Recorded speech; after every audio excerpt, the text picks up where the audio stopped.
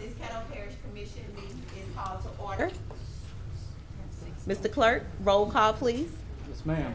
Dominic. Present. Lyndon Johnson. Jackson. Lynn. Bowman. Cawthorn. Present. Gage Watts. Present. Middleton, Atkins. Chavez. Here, Smith, sir. Lewis Johnson. Present. We have a quorum, ma'am. Thank you, sir. We'll have our invocation by Commissioner Lewis Johnson, and we'll have our Pledge of Allegiance by Commissioner Vice President Mario Chavez. Please stand. Let us pray. Our Father in heaven, Lord, we come to you now in the name of Jesus, in whose name there is peace and fullness of joy. Lord, we thank you for this day, oh God. We thank you for your grace, for your mercy, and for your gift of life. We pray, Lord, now that you would, by your Spirit and by your power, that you would bless all that are in this presence today, oh God. We pray, oh Lord, that you would lead us, guide us, and direct us, oh Lord. We pray, oh Lord, that the decisions that we make would be best for the citizens of Caddo, and that all that we say and all that we do might give you glory. This is our prayer in the precious and perfect name of Jesus Christ, we pray. Amen. Amen. If everybody to face the flag, if you're a prior military, you may render a hand-to-brow salute. Repeat after me. I pledge allegiance to the flag of the United States of America and to the republic for which it stands, one nation, under God, indivisible, with liberty and justice for all.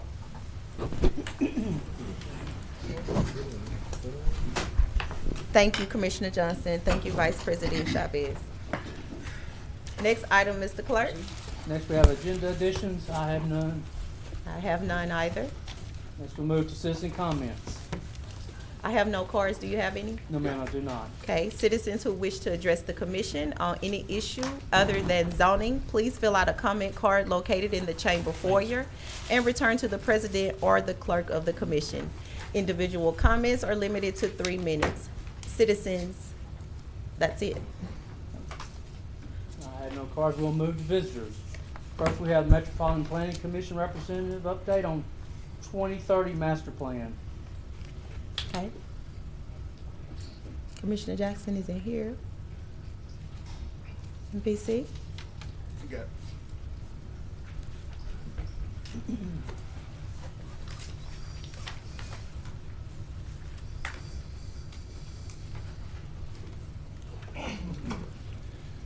Thank you for Commissioner Jackson for the invitation to report on the 2030 master plan, and thank you for all the commissioners for allowing the MPC the opportunity to speak on this topic.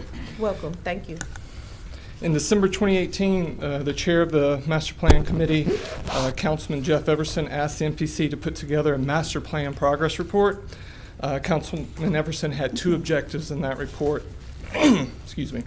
The first, he recognized that it had been nearly 8 years since the master plan was adopted, which is halfway through the life cycle of the master plan, and no progress report had ever been made.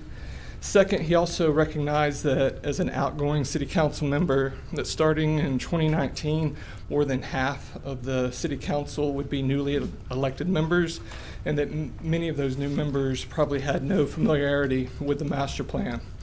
When I told Councilman Everson that typically a master plan progress report can be anywhere from 60 to 100 pages, depending on its level of complexity, he suggested a shorter Cliff Notes version, as no one really wants to read 60 to 100 pages. That Cliff Notes version is what I gave Michelle. Did you pass it down? Hopefully you'll have a chance to flip through it while I'm talking to you. Just as a real quick overview, page 2 explains what the master plan is, why it's important to the community, and why you should read it. Page 3 identifies the key principles of the plan. These principles focus attention on the community's values, its sense of identity, and its aspirations. These principles were developed by its citizens and their high expectations for the future. They serve as a set of values that guide the master plan and its implementation.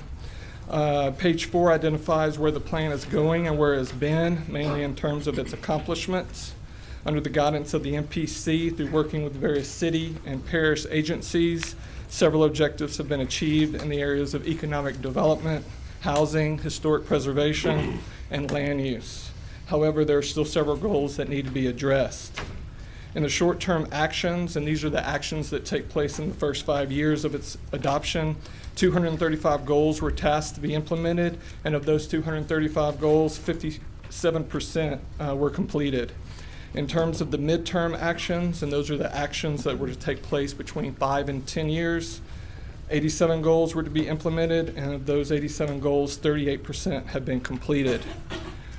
Completed tasks include enhanced transportation connections within downtown, an establishment of a food systems master plan, creation of a one-stop shop for historic preservation, establishment on a demolition delay ordinance for downtown Shreveport, establishment of a rental housing ordinance, implementation of an asset management system, ability to provide public education for area residents on renewable energy, the ability to provide training and technical assistance for any startup and early stage businesses, the ongoing improvement of the Shreveport Sportran bus system, and the adoption of both the Shreveport Unified Development Code and the adoption of the Caddo Parish Unified Development Code.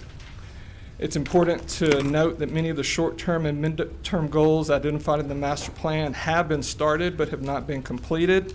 It too is important to note that many of these started but not completed goals can easily be finished in the coming years with flexibility, cooperation, and compromise on the part of all participants involved.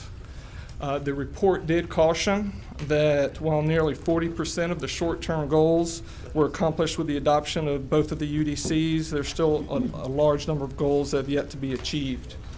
As you flip through on pages 5 through 8, the report identifies some high priority goals and some strategies and actions for achieving the remaining goals. And in conclusion, on page 9, offers some recommendations for ongoing and future master plan implementation activities. It's important to recognize the value of the master plan in clearly establishing community priorities, as thousands of people were involved in the master plan process. This helped catalyze a new wave of activism and engagement that will help shape the future of both Shreveport, Caddo Parish, and how it responds to challenges. Therefore, it is recommended by the MPC that both the City of Shreveport and Caddo Parish continue on with the successful practices to date in the implementation of the master plan. Both the city and parish should use this report as a key tool to carry out any further master plan implementation. Any questions? I see Commissioner Lyndon B. Johnson. I see one commissioner on the board. Yeah, I would ask that you come back next month, since we just got this in our hand today, No.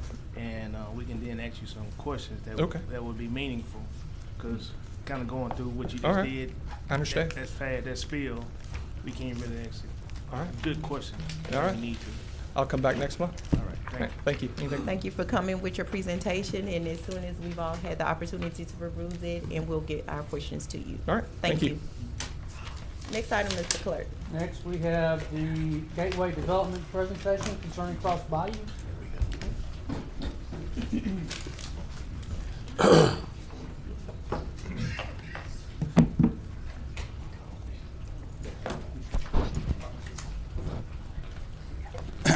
Good afternoon. Are we okay? Good afternoon. Madam Chairman, Commissioners, Mr. Administrator, old friends, some of you I haven't seen in a long time. I would like to express our sincere appreciation and you giving us this opportunity. I talked to the administrator and he told me that I graciously would have 15 minutes. And as Reverend Santee Jackson used to say, I will be as brief as long, and no matter how long it takes me to be brief. But we also have some special guests who came into town. Nucleus, they are a high-tech firm that's located in Raleigh, Durham, North Carolina. And they've been in meeting with Mr. Tim Magner and people in the community, and they're very interested in relocating their corporate headquarters, maybe, to this city. And I would ask that they are a part of our presentation. They be extended also an opportunity to give a brief presentation. So what I would like to start first is that before I get into my presentation, let me just step back and say this. A year ago, we came to the citizens about doing a project in Cross Bayou. We were really not ready to talk to you, but the media does a great job and you cannot hide $1 billion, and we believe in transparency, and when the media knocked on our door, we felt compelled to answer. We answered as good as we could, with as much detail as we could at that point, but we were no near ready to really talk to the public about this project. We have spent the last year working, traveling the country, building a team, and now we're ready to come back. I want to be as frank and candid to you as I can. Everybody say, don't say that, but I do. We're here to do a deal. We think we're ready. So the first thing we like to do of it is I'd like to introduce our national team, because we have assembled over the last year some of the most dynamic and experienced developers, construction manager people, architects in the country to do projects like this. Janus Properties is a firm that is headquartered in New York City. It's Scott Messner. Scott Messner came down when we presented to the city council. He came down when we met with the state, but he is presently has $250 million in the ground going up in Manhattan. And when you're a developer in New York City, that is hand-to-hand combat. And he asked me, says, if you need me to come, I'll come. I said, no, you need to stay there and focus on that. And obviously, Larry English, who you all know and well. Mr. Dominique Ozan, stand up, Dominique. Dominique Ozan is a dear friend. Ozan Construction is the old, maybe if not the oldest, certainly one of the oldest and largest construction management firms in the country. Dominique is third generation, and he's preparing the fourth generations of Ozan to lead the company. He has been unbelievable in terms of really pulling our construction team together and getting us on board. Mike McSwain Architects, has Mike made it in? You all know Mike. We would not be here today without Mike McSwain. When we first announced that we wanted to do this project, a lot of people laughed at us. A lot of people didn't take us serious. I don't even know if Mike McSwain believed in us, but he's a riverboat gambler, and he came on board, and him coming in early just made all the difference in the world. Mr. Grace Abear. When I was in the military, I thought that was Herbert. But Jerry Abear is certainly one of the leading architects in the country and in this state. His focus is on criminal justice. Him and Dominique Ozan, they built the new criminal justice complex in New Orleans, and he's been just unbelievable. Paul Pratt, who could not be here today, who you all know has been the backbone and the soul of Gateway. Ricky Hall, Ricky Hall made it in yet? Ricky Hall, a legend. I'm so proud of Ricky. Ricky and I grew up 2 or 3 streets from each other. I knew him as a little snotty-nosed kid. Never imagined that he would grow up to be one of the most successful contractors in the city. Black Pearl Investment is our capital advisors. I'm gonna mess up JR's name, JR Chantingo. That's why I just call him JR. Brilliant. Nobody knows numbers better than him. He has really taught me the finance side of the business. Dash Media. Dash Media is our PR firm. They're headquartered in New York. I also happen to be married to the CEO of the company. I'll disclose that.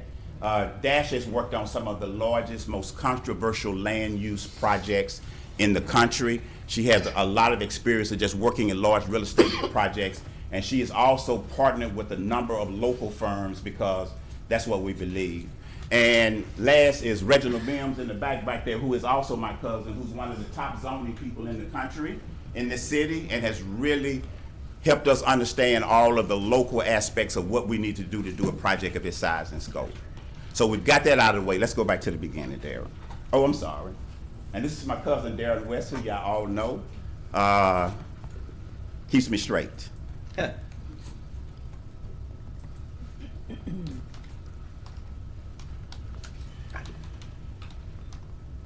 me get back to mine. All right.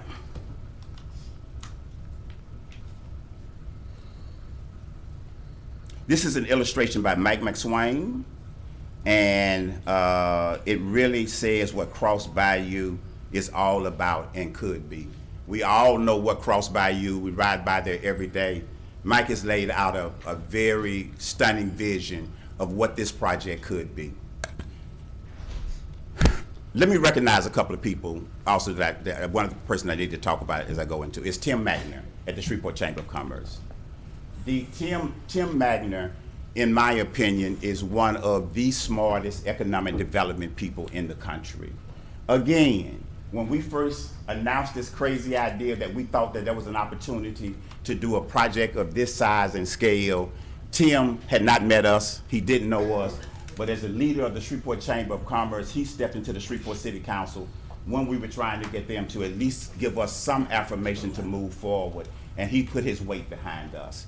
And Tim Magner has been just a great, great, great partner, and the city of Shreveport is lucky to have him. I'd also like to acknowledge former City Councilwoman Stephanie Lynch, who's also a former commissioner. When we were at the City Council, again, Stephanie was just, in terms of, in the last days, really helping us pull forward. Without her, this project would have never gotten off the ground. This is a great time for the city of Shreveport, and this is a great time for this project, and I'll tell you why. And I'm really excited to be back in my hometown. I'm living a few blocks from here. It's because I've had an opportunity to meet 4 people, and I think that they tie into what this is. The first is that yesterday we had a meeting with Nucleus and Mayor Adrian Perkins.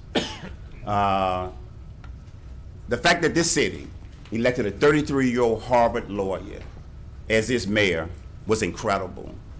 But sitting in the meeting with him and watching him engage some of the top tech people in the country and in the world, and his ability to engage them at every level and then passionately pitch to them that you should come to Shreveport. I was proud as an African American, I was proud as a citizen, and I was proud as someone who's grown up in this city. It's very, very impressive.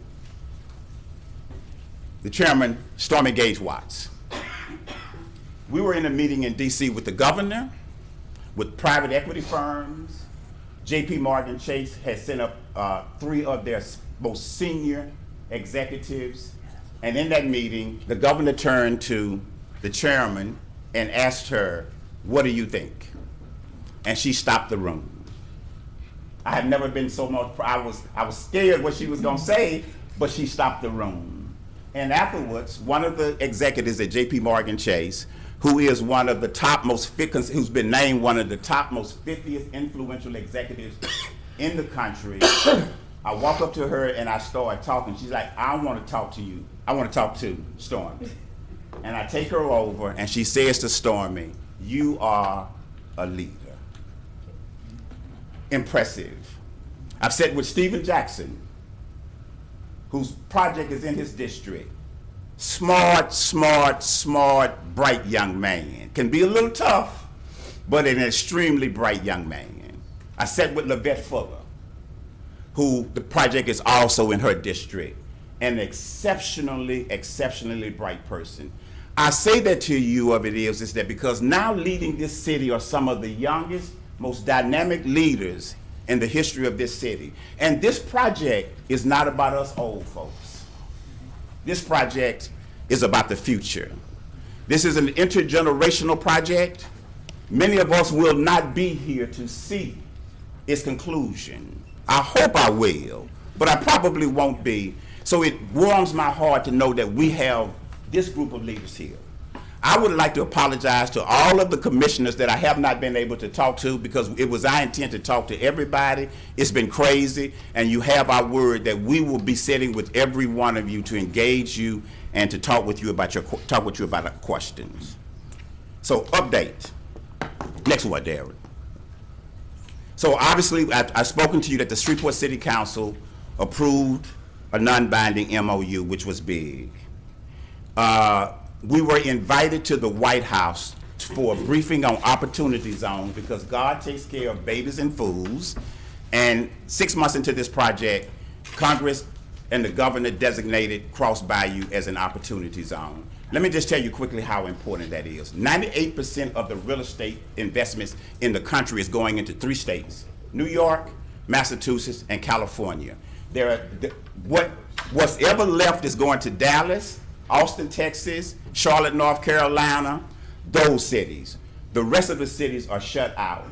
Opportunity zones gives every city in the country an opportunity to compete for that money. The reason why we were invited to the White House of it is because we were so far along in this project. We have an opportunity, again, to be one of the largest projects in the country inside of an opportunity zone. to be by December 2019. The Shreveport Chamber and Gateway held a meeting with the governor. I've already spoke to you about that. The governor walked into the room. The governor told us, I am prepared to build a new municipal complex in downtown Shreveport. I have money for affordable housing. I'm prepared to put money into affordable housing, and I'm prepared to help you in every way you can to get the project off the ground. It was an amazing meeting. We have been meeting with potential investors. There is nobody in New York City Country Larry English cannot get a meeting with because of the size and the scope of this project, because of the support that we have. We've been meeting with investors, really lining them up to if we can get this project closed to fund it. And we've also been meeting with prospective companies, and Nucleus is going to give you a presentation as one of those companies. Next one, Darren. This is a public-private partnership, and I want to emphasize partnership to you. You cannot do projects of this size and scale without government and private dollars at the table. If you've been reading the New York Times, this week they opened up the Hudson Yards in New York City. Hudson Yards is the largest real estate development project in the world and the largest one in the last 50 years. It is a $26 billion project. Government put $6 billion in a public-private project into that project in order to see it through. They have essentially built a new city on the west side of Manhattan. On our website, www.crossbayoupointproject.com, we have an excellent paper on public-private projects, and we invite the commissioners and all of the citizens who are watching this to go to this site. But to do a project like this, you have to have government and the private sector together. There has to be a partnership, and that's what we're here to talk about. Next slide, Darren. Community input. First criticism we got of it is that there's community input. We went back and pulled the studies. There's been over 35 studies done on Cross Bayou and downtown Shreveport in the last several years, okay? What we did was we pulled out several studies, and these are the studies that we really keyed in on to come up with what we think is a spectacular project and plan. I'm not going to read them to you. We have posted all of these studies on our website. We did a Freedom of Information request to the city of Shreveport on the scrapyard. We have thousands of documents. We have posted all of that up on the website because we want transparency. We want the citizens to understand of it is that this issue has been studied together. You can do Cross Bayou on your Facebook page, and it will go to a community meeting of people talking about Cross Bayou. 1 minute left. Sir. We have talked about that, okay? All right? Second. Okay. I'm sorry. What would you like for the time to be extended to? What was the original time? 15 minutes. 10 minutes. Give me 10 minutes. I can do 10 minutes. Okay. So I'm going to Do we weed through need it. to Let's make a go. motion? Is everyone in agreement with that? Acclamation? Agreed. Yeah. Okay, that passes by acclamation. Carry on, sir. Here's what the project is. A state office complex that the governor is prepared to build. We're saying to the parish to build a new criminal justice complex. We've talked with a number of the commissioners about that of it is. You have a courthouse. You know what the issues are with it. We've spoken to the DA. The DA indicated that he needs more space. We think now is the time to do that. So the question becomes, what do you do with the old buildings? One of the things that we believe that you can do on the existing courthouse is turn it into a museum. It's on Texas Avenue. The bottom floors can be a civil rights, Civil War museum. The nonprofit that would do that project, they could convert the top floors into apartments and condominiums and have a stream of income. You can use historical tax credits. It's in an opportunity zone. There's a lot of dollars out there to be able to do the project. A multi-use sports complex. We had several meetings with the New Orleans Saints because the New Orleans Saints were a part of the Mayor Tyler's original project. We believe that the New Orleans Saints will come, but we're not the ones to get them. They need to hear from the chairman, they need to hear from the mayor, they need to hear from the commissioners, they need to hear from the governors, they need from the political leadership that they are wanted. If you have the New Orleans Saints in a multi-use facility, you now, for at least 6 weeks out of the year, you've got 10 to 15,000 people a day coming down to watch them practice. The Caddo Parish school system could play their games in this new NFL grade facility. And then this is way past me because I got grandchildren now, but this traveling sports team, it is one of the biggest industries in the country. Even if the Saints don't come, you should build a multi-use sports complex.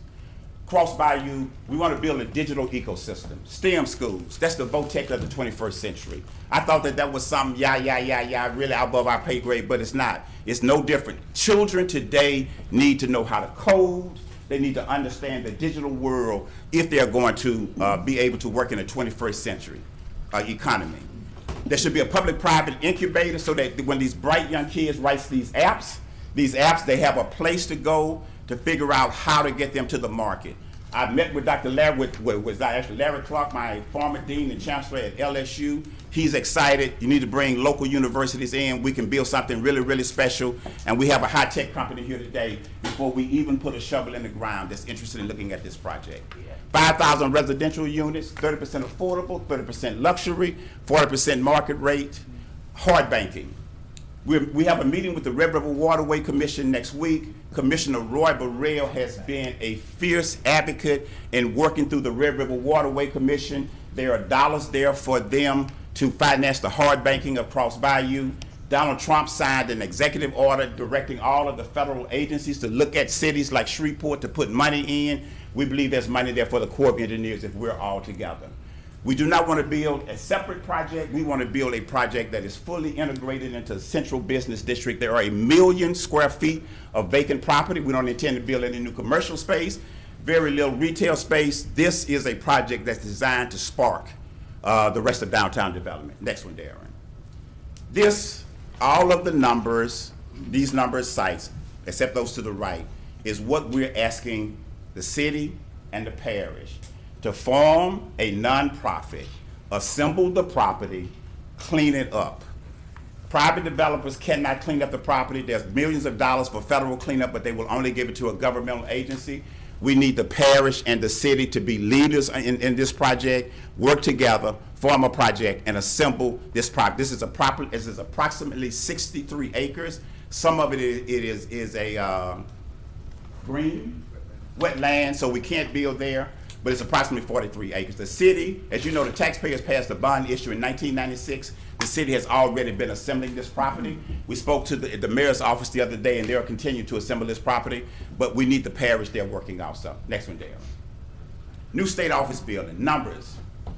We've assembled the best people in the world, and they've given us the best numbers that they can on where we are right now on what a new state office building would be. Site development, again, that's publicly funded, cleanup, and we'll talk about that. Total construction dollars, $100 million.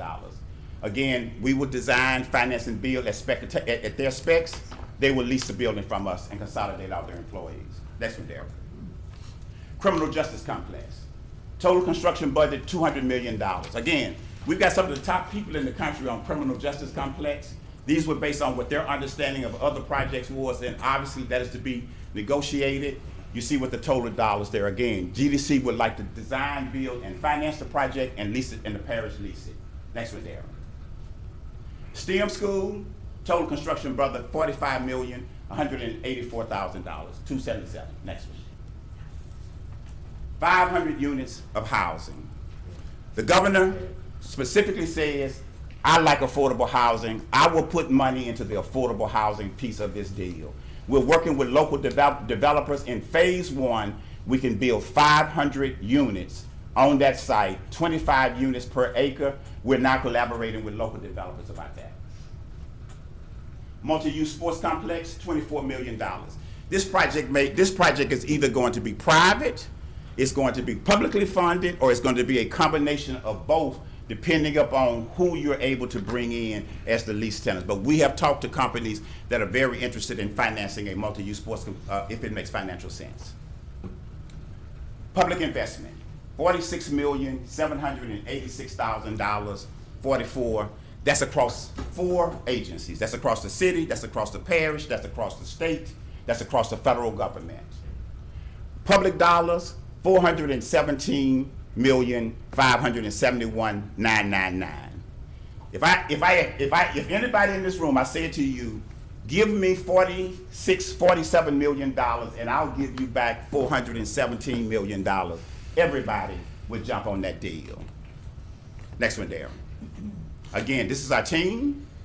Again, this is gonna go up on the website. This is how we perceive what the public-private partnership will look like, and we'll be talking with you extensively about it in the coming weeks, but all of this will be up on our website.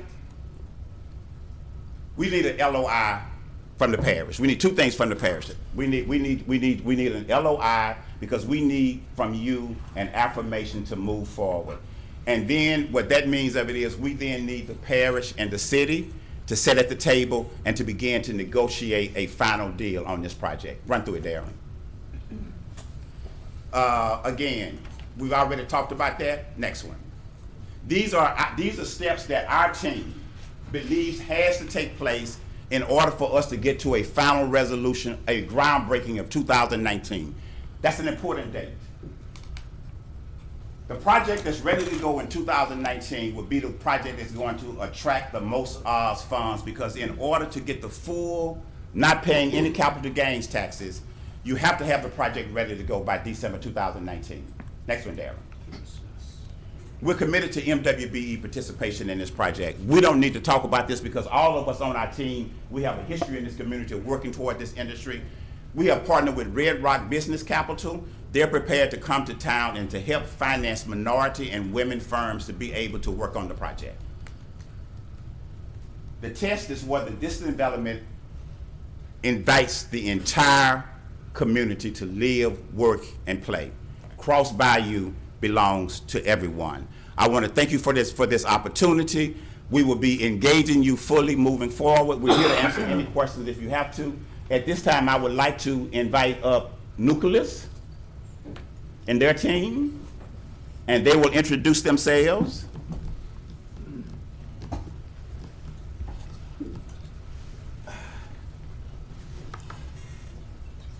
Afternoon, Councilman. How are you? I'm David. Good afternoon.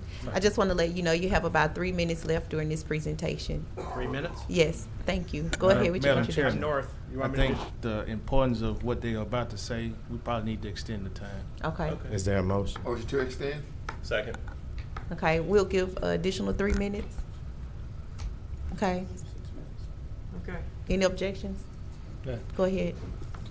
So, I'll do the speed version of this then. I'm David. I'm the CEO of Nucleus. JP Momurk, I'm the CFO of Nucleus. Dimitri Slavak, Chief Product Officer of Nucleus. So we've been meeting with your teams here, and it was a really interesting pleasure to meet with your mayor. We have that job you can't explain to your mom sometimes, and he totally understood and engaged us. So that was a really enjoyable experience. So essentially what we've done, right, and we always start with the why. Why do we build this company? What are we doing with it? And the litmus test for our product and our people is that we find innovative solutions that are approachable, affordable, and actionable to solve the world's cybersecurity problems. It's what we do, it's why we do it, and it's how we do it. And that's what we bring to the table. And when you think about that in the terms of Shreveport, right, we build things, we want to have a mass and splash effect, right? We want some place where we can make a difference. And when you think about our team, we're just the tip of it. Our team's proven and awarded. And there isn't a global technology award that I haven't won or my team hasn't won. Innovative, creative, industry recognized across cyber, operational, pretty much you name it, me and my team have won it. But the most impressive thing is our intellectual property creation, right? My team generates patents like it's going out of style, all right? And so if you're gonna do innovation and if you're gonna grow, it's about creating capabilities that you can protect, intellectual property you protect that we can monetize and grow. And so I have this golden rule of cybersecurity, right? If you do nothing today, you are less secure tomorrow. That is an absolute truth. Based on recent polls, most CEOs cannot answer simple questions. How many total vulnerabilities does your code have? How many vulnerabilities to your risk in your brand? CISOs can answer basic operational questions. Dev teams, which repository, and that's a technical term, so if there's anything here I go off the deep end, you can ask me. But there's a fundamental physics thing. What's happened about 18 months ago is code has broken the blood-brain barrier, all right? And what I mean by that is everything you're now using, code has now affected the physical world. That movie changed about 18 months ago. We are solving that problem. When you look at what's happening, there's 111 billion new lines of code now written every year, right?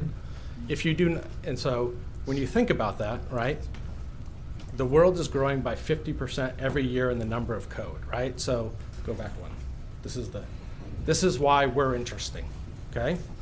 So all this code is kept in what's called a repository. You'll hear it called a repo, all right? Today, there's 100 million repos. By 2021, there's 337 million repos. If we charged, right, and it's growing at 50% annually, there's 100 new repositories every hour, and there's 10,000 people a day going into this world. When you think about affecting your communities, this is what's happening. The world is moving to code. Code is eating the world. If you want to make a change in the capabilities of your constituents, of the kids growing up here, teach them to code, because that's where the world's going. Next. Right? Go back one. Oh, so here's the scary part, right? Code's running your life. It's everything you do. You've seen this on the ABC News 2 weeks ago, right? Where hackers are now ransoming your smart house. If you have a smart lock, if you have a camera, they're now taking it over, locking you out of your house and selling it back to you, right? Smart buildings are going to get ransomed. Your cars are going to get ransomed. In the future, they're going to ransom people's lives. They're going to take over hospitals. This is all the stuff that's really happening in the world. In the hospital, it happened last week, right? So what we do is we scan all that code and tell you how to fix it. Now, here's the even worse scary part. Only 1.4% of code generating in the world is scanned every day. There are new vulnerabilities are literally released every 20 minutes. So if you look at us, and if we only scanned one time per year, we'd be a $100 million company. If we scanned every repository for $1 every month, we're a $1.2 billion company.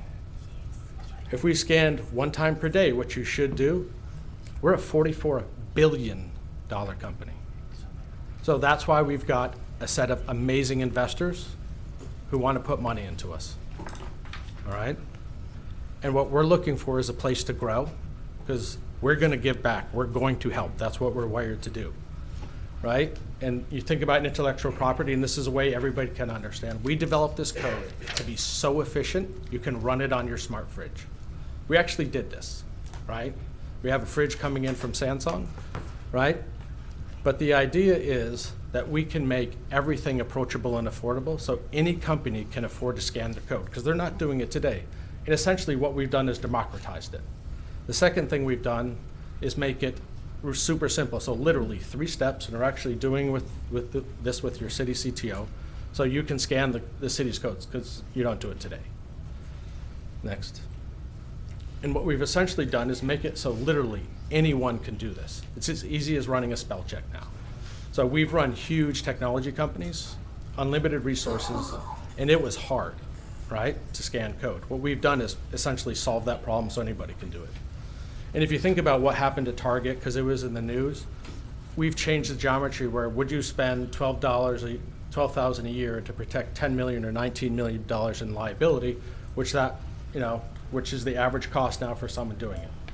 And for us, we're also the first piece of technology that literally sits on your smartphone, so you can actually run your cybersecurity from your phone. There is no other company doing that. I know you got. Let's get to the really important piece. Go forward. Time. Right. So for The time is ended, sir. All right. Go back one. Have a commissioner on the board. Commissioner Lyndon B. Johnson.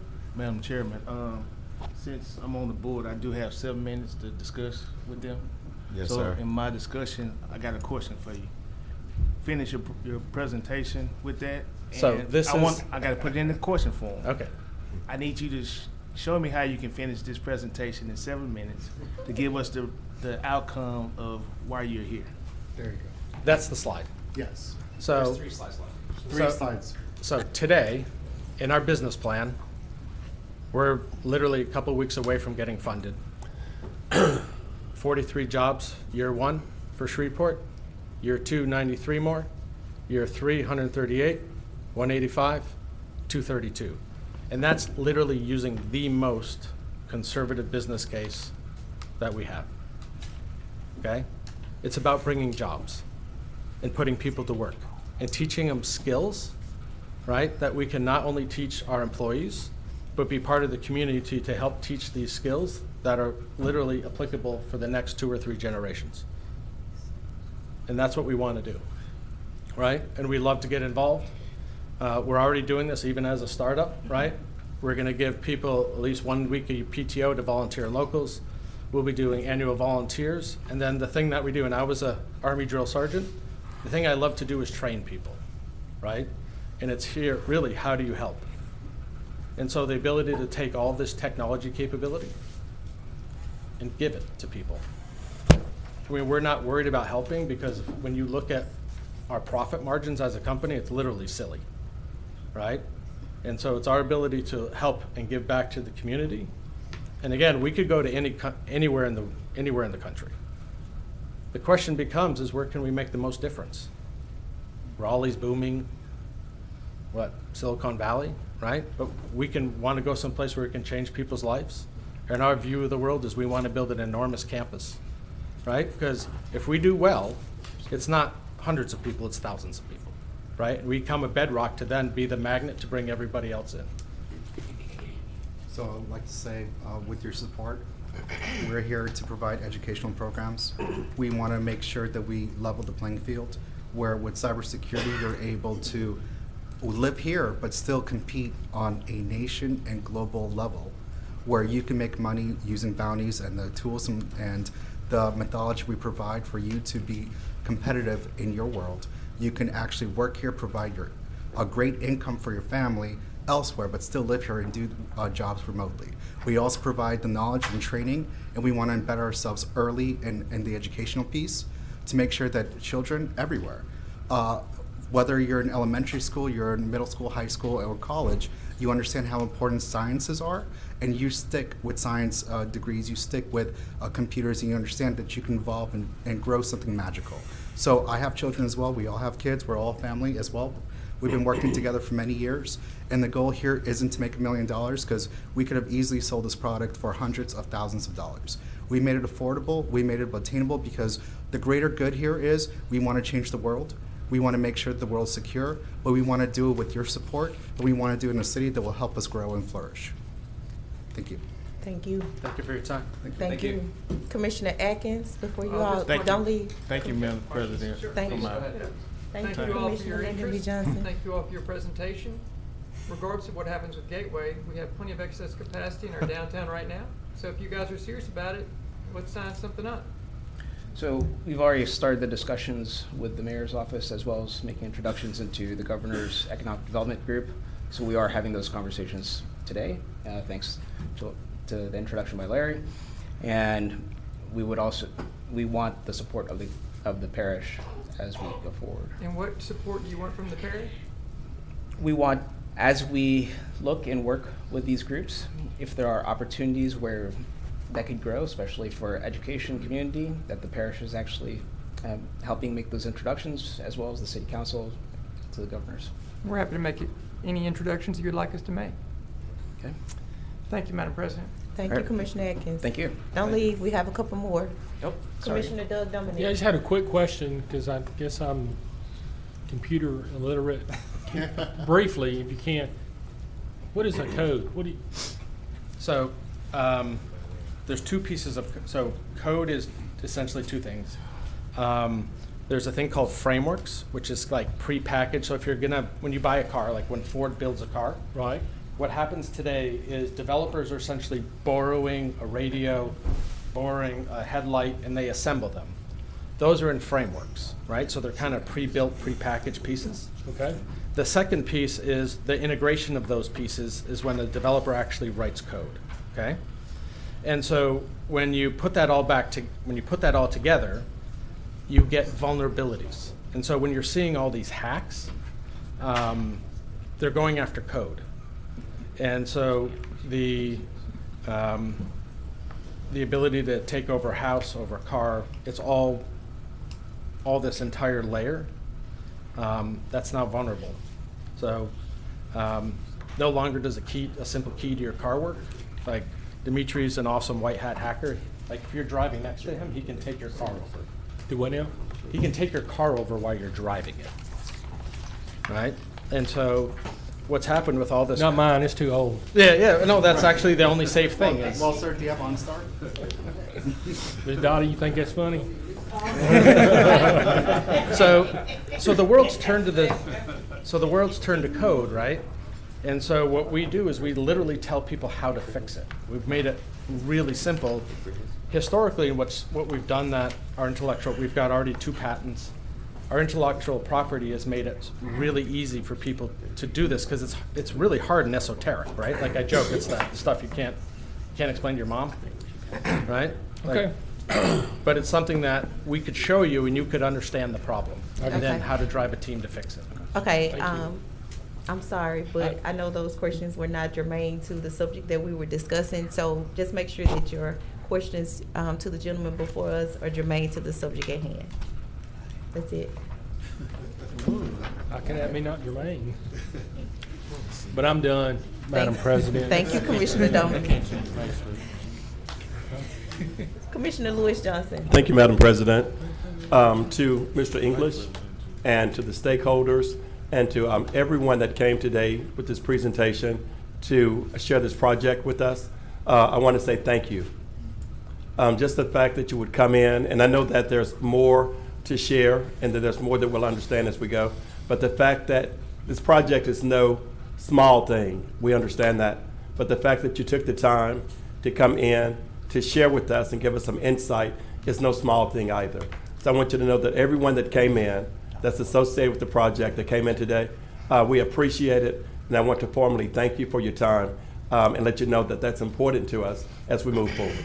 Thank you very much. Thank you. Thank you, Madam President. Thank you, everyone. Thank you, Commissioner Johnson. Commissioner Lynn Carthorne. Thank you, Madam President. I just want to make sure, you said that the questions that we're posing now need to be to these. To GDC. Oh, okay. Yes, our Okay, visitors. cool. All right, well, my question is, have you guys already formed the Opportunity Zone Fund? And what's going to be the primary focus with that fund as it relates to the project? Oh, and let me also say I want to applaud you guys for a visionary project you guys are trying to do here in Shreveport, and you guys should be applauded for that. There are a number of opportunity funds that have already formed. We are engaged with those funds. We're talking with, there's actually a group of local people that are very interested in forming an opportunity zone fund to be able to fund this project. Okay. And we'd be happy to talk with you as we move forward. Thank you. Okay, Thank you, Madam President. Thank you, sir. Vice President Chavez. Thank you, Chair. I'd like to not necessarily make a motion, but I'd like to see if we can move this over to a Economic Development Committee. 'Cause I know there's a lot of back and forth that we haven't here, and none of it's germane to the guys behind you. But this is obviously something that we need to take more time and discuss. Madam Chair, point of order. I mean, they gave a discussion, and it was actually part of that. I mean, it was tagged on to the back end of that. So any questions that we do offer should be germane to both conversations. This is public comments, and this is visitors that we do have here. So as far as germane is, if they can answer the question, and if it's a question about them, then we should be able to ask that. And that's why they're under visitors. They fell in under the Cross Bayou talk, so it's all still part of one thing. It's not like we're talking about Kentucky Fried Chicken or Popeyes. Right. We're talking about we were talking something that's about gonna how to help. cook it at Yes. that time. So we were talking about coding. We're getting away from the subject. That's what I was referencing. Well, still, it was still part of a discussion that we've already had. If they didn't come up here with a discussion, then that's something totally different. But we allowed them to talk. So now that we allowed them to talk, now we should be able to ask questions because they are visitors. Yes. Okay. GDC is our visitors, though. But they're part of GDC. Okay. brought They them came in. up Yeah. individually, though. Okay. They separated. But It's still one conversation. We extended the time for them. We didn't allow them to have another 15 minutes. Correct. So we extended the time that GDC had, so therefore, all of this is still germane. Okay, so point of order, Madam President, you have Yes, the floor and you parliamentarian. can finish. Are you done? That was my point of order. Okay. So I'm waiting on now for an answer to that. Vice President Chavez? Thank you, President. Hold on, he wanted can't to be answer vice from the president. parliamentarian. Go ahead. I'm waiting for the answer. Oh, I said you're fine. It is. As long as they connected with They are. what's the main thing is, then you're absolutely correct, sir. Okay. All right. Okay, Okay. that's it? Yeah, I just wonder if there's a commissioner that has a question to them, they should be able to answer now and not feel that it's not germane. Thank you, Oh, okay. Commissioner. Well, Do I have the floor back? Yes. Yeah. Okay, I'm just thank not you. on the board anymore. To answer the commissioner's question, they were initially discussing an opportunity zone and a project from the GDC, and this company Nucleus was discussing scans on networks that is not really germane to this project. Now, they would be an entity moving here with the hopes to house in this project, and I think we were getting off in left field on PCI and DSS scans and how they run through networks, and that's a little bit too much for this audience and for, frankly, a lot of the people around this horseshoe to divulge or dissolve, when I think we should get back on the topic of the GDC and the opportunity that it provides the citizens, no offense to you guys, as the opportunity that these guys are offering to Nucleus, and it's kind of wasting our time discussing it. I have been advised by Commissioner Jackson that later on in the agenda that we will have the opportunity to make the motion, it is an agenda item, to move this to economic development. And I thank you guys and them for coming over here.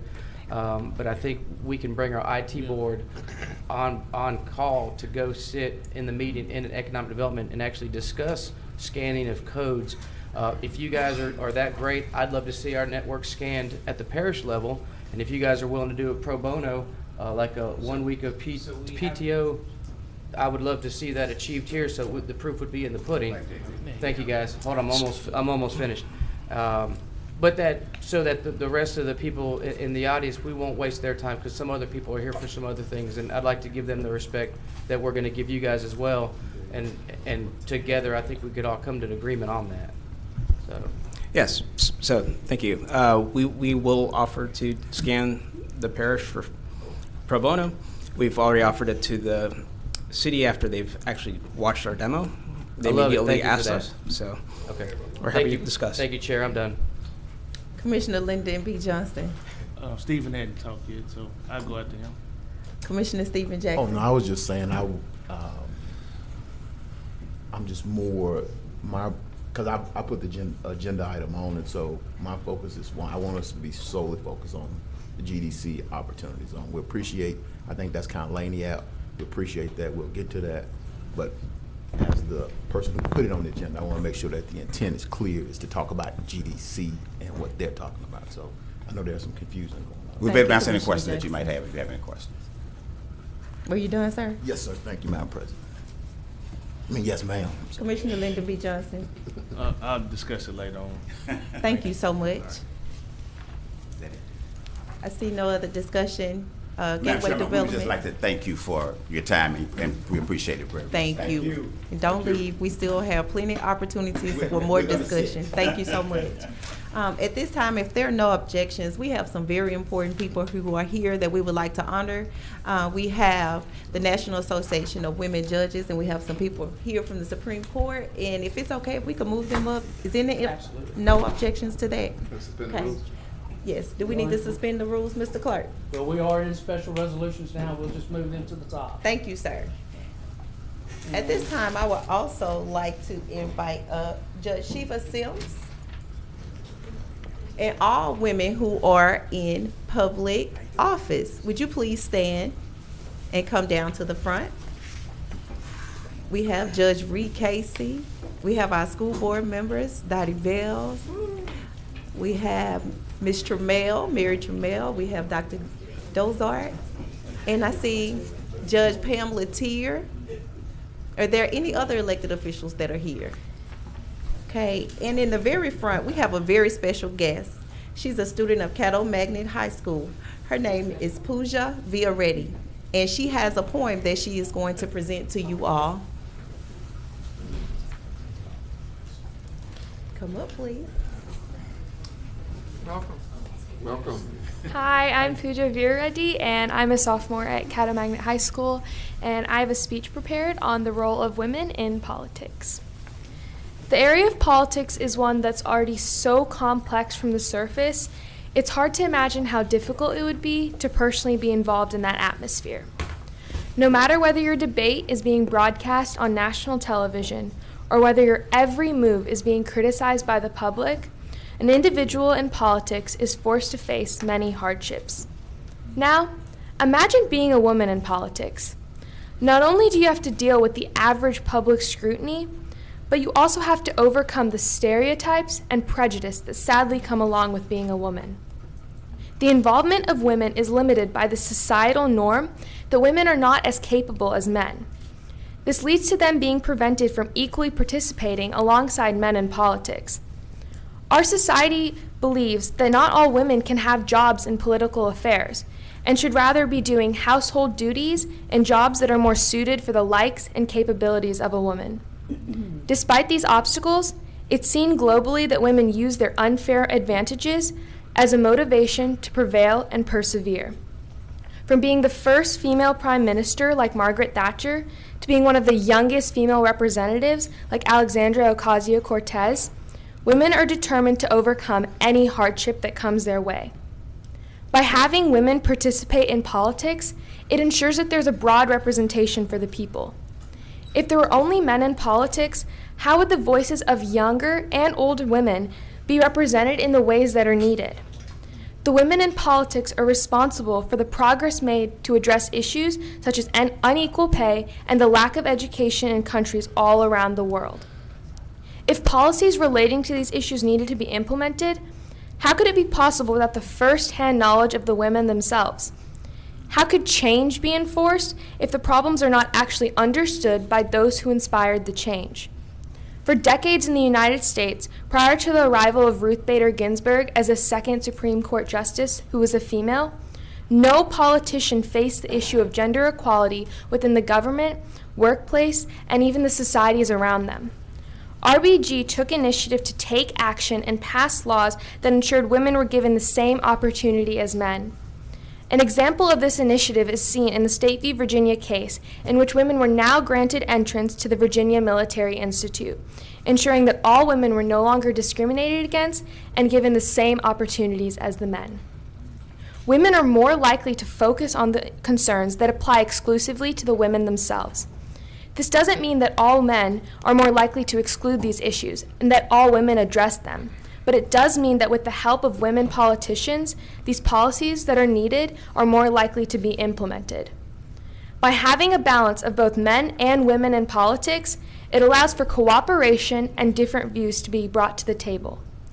As women implement policies that were never before enacted, it shows that they too are capable and are worthy of having a role in politics.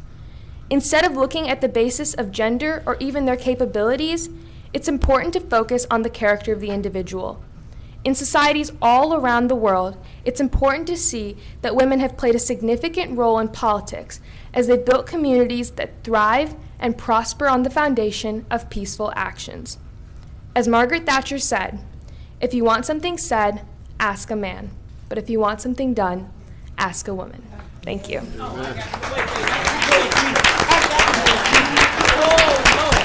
I need this on my list.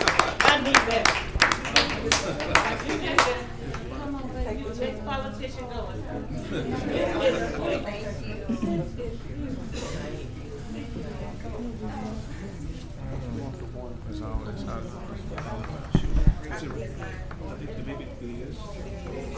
You deserve one. Yeah, Tommy. You deserve it. And Daddy. Yes, I need this. Thank you.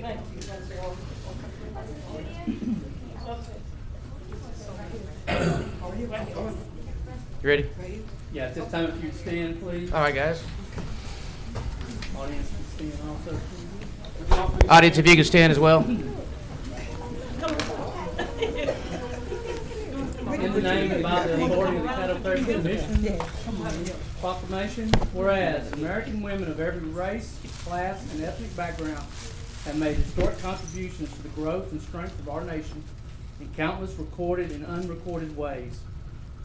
And whereas American women have played and continue to play a critical economic, cultural, and social role in every sphere of the life of the nation, by constituting a significant portion of the labor force working inside and outside of the home.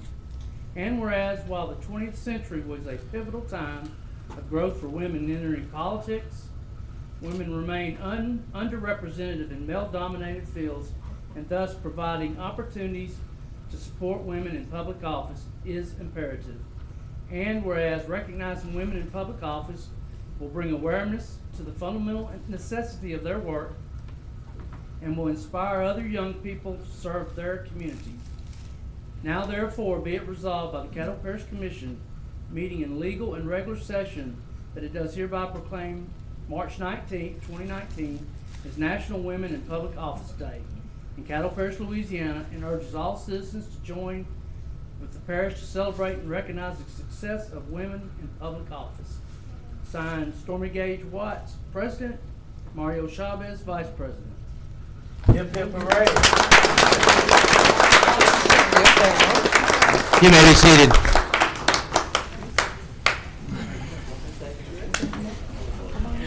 Pull together. The future politician. It's a future politician, right? Yes, she is.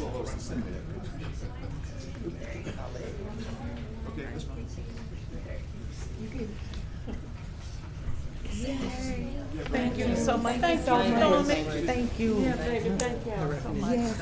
If you want to go around, you can. Thank you. I got one small comment. Thank you so much for coming so much. All right, Mr. Hopkins, on to 7-1.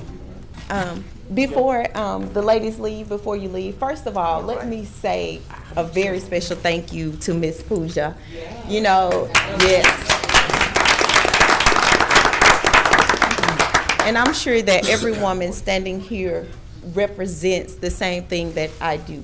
And a lot of things that we do it for young ladies just like yourself. So I could never say anything else that would compare to what you have already said, and we thank you so much for sharing that with the world today. That's right. We are looking forward for greatness in your life, and we expect to see it very soon. So thank you. I want to extend this invitation also to Judge Shiva Sims, but I also want to make sure that I give reference to recognize the former commissioner as former city councilwoman Stephanie Lynch, because this was her baby. This was something that she started, and she has passed the torch on to me to make sure that I continue to make sure that I recognize women who give so much, and we just want to give a small portion back to you. I also want to give reference and thanks to Commissioner Lavette Fuller. Because of her is why we have the invitation to allow Ms. Pooja to speak today. So we just want to make sure that because they were not able to join us today, that they are not forgotten. So I thank you ladies so much for taking the time out of your day to share with us for just a little while and allowing us to honor you before the public. Thank you. Yes. Judge Sims. Yes, ma'am. Please tell us about our special guest that we have in the city, and we have a proclamation for you also that we're not going to read, but it is for the National Association of Women Judges. We're so proud of you, and under your direction of District 6, we thank you for bringing this to Caddo Parish. God bless you. Thank you so much. They don't know that I'm going to do this, but on behalf of Chief Justice Burnett Joshua Johnson, there are two people here, Mr. Robert Gunn and Ms. Trina Benson, back there from the Supreme Court to also support this wonderful event that we have here. Chief Justice Johnson is here. She'll be speaking tomorrow night at the Petroleum Club. I believe you all have the information. I have a few extra flyers, brochures here. On tomorrow, we will have the Judicial First, where there are several females who are first on their respective benches throughout the entire state at Morning Star Baptist Church at 1:30. Please come. And there's a panel discussion on women in prison. Hopefully that's still on your mind. Thank you all so much. I appreciate it. Thank you, Judge Sims. Thank you, Parliamentary Bowman. Thank you, Vice President. I just wanted to say briefly, especially to all the women who are here, I'm like Commissioner Jackson. I would like a picture, a copy of that picture as well. But I also want to say that I know that each and every one of you ladies exude the best in leadership, God bless role model, and I just want to say also that we're blessed in Caddo and Shreveport to even have you all here and to have so much greatness. I too am on the sit here on the shoulders of another woman who I have to give reference to as well, Joyce Bowman. So we couldn't be here, we couldn't do it without you, but we're just even grateful to have such greatness in all of you. So God thank bless you for sharing with us. Thank you. Thank you. Thank you all so much. Commissioner Lynn Carthorne.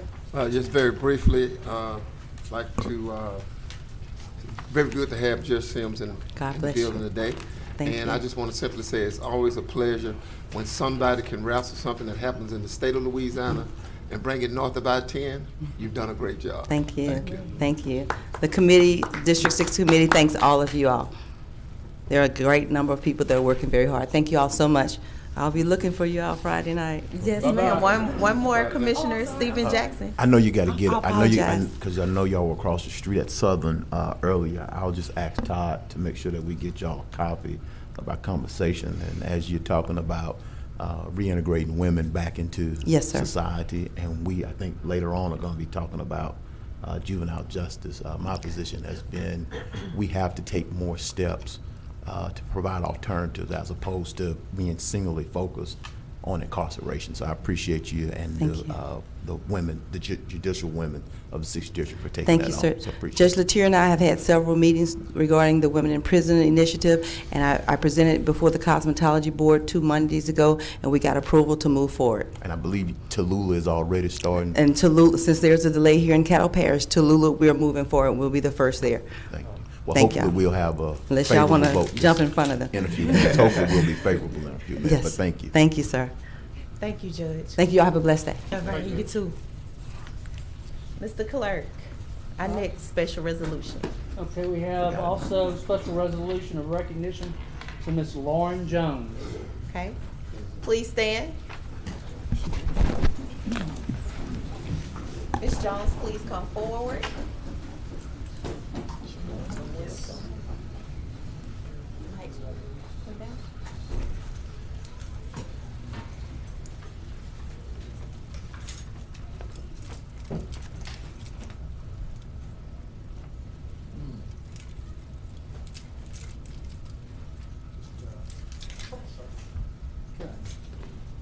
In the name and by the authority of the Caddo Parish Commission, resolution of appreciation to Ms. Lauren Jones. Whereas it's the desire of the Caddo Parish Commission to give appropriate acknowledgement and recognition to individuals who have rendered invaluable service in its behalf to the citizens of Caddo Parish. And whereas Ms. Lauren Jones has served as Shreveport's garden manager, helping to establish a program to combat food desert schools within Caddo Parish. Her development and implementation of a garden curriculum has been beneficial to the students in neighborhoods throughout Caddo Parish. And whereas Ms. Jones has managed a 2-acre garden that supplies Shreveport Green's mobile market as well as overseeing the 12 community gardens around Caddo Parish. The gardens are the center of the Healthy Futures AmeriCorps program that works with 500+ young children across Caddo Parish. And whereas Ms. Jones' work has been recognized throughout the region and the state of Louisiana, her efforts in combating food desert schools led her to being named one of the 5 distinguished individuals across Louisiana as a 2018 Louisiana Champion for Change by the LSU Ag Center. Now therefore be it resolved that the Caddo Parish Commission meeting in legal and regular session convened this 21st day of March, that does hereby convey its deepest and most sincere expressions of gratitude and appreciation to Ms. Lauren Jones for the invaluable contributions she has made to her parish, and particularly for her dedicated service with Shreveport Green and AmeriCorps. Signed, President Stormy Gage Watts, Vice President Mario Chavez, Commissioner Mike Middleton, District 8.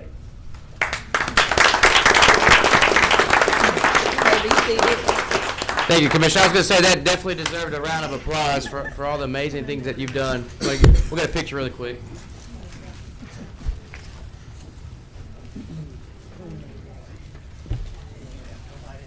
LJ, thanks for all that you do for the community. I know a lot of people, they're not on the front lines watching what you do, but I've been at the food banks, and I see you out there with blood, sweat, and tears, full of mud, out there working your butt off on the weekends, after hours, really injecting life into the children and showing them what it's like to farm and raise vegetables and help feed the hungry people in Caddo Parish. So I know you've been awarded one of the 5 in Louisiana, and Mike and I got together. We said, you know, we got to do more for just to let her know that we see you, we appreciate you, and the people in Caddo Parish thank you very much. Thank you, LJ. Yeah, congratulations again. And most people don't know that Shreveport is part of the AmeriCorps program, and it's been around, I think, Shreveport Green for at least 15, maybe 20 years now. Yes, and one of the first in the state, and it exemplifies the way it's supposed to be done. And Yvonne started that, and she did a great job in it. So anyhow, congratulations, and you can say a few words if you'd like. I just want to thank you so much, and how awesome is it that we had those women that were recognized earlier, and if you want to get it done, get a woman. Champion of change here. Thank you so much.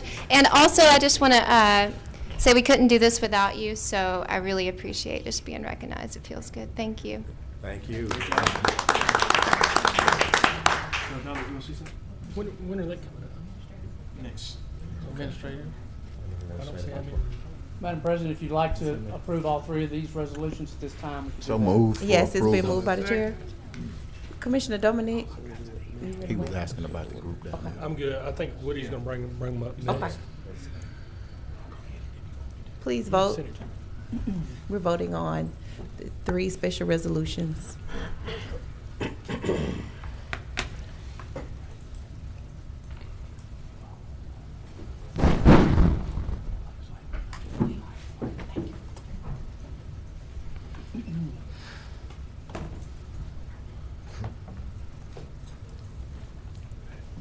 And that passes.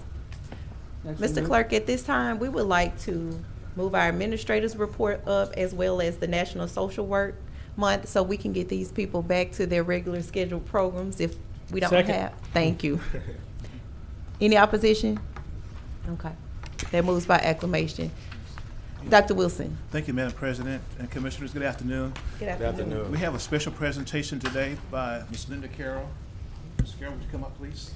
And Mr. Andre Wesley. We have one of our phenomenal employees who work in our Parks and Recreation Department. Will be receiving a special recognition for her efforts in the Black History Month up in Vivian. And we'll be in the hands of Ms. Carroll and Mr. Wesley for the presentation. Good evening. Good evening. Tina Williams. If I may, I'd like to recognize other members of the committee who I am co-founder of the Black History Parade organization in Vivian, Louisiana. This was our 24th year. Wow. We have our parade 3rd Saturday of each month, of each week. 3rd Saturday of the month of February, every year. And this is our 24th year.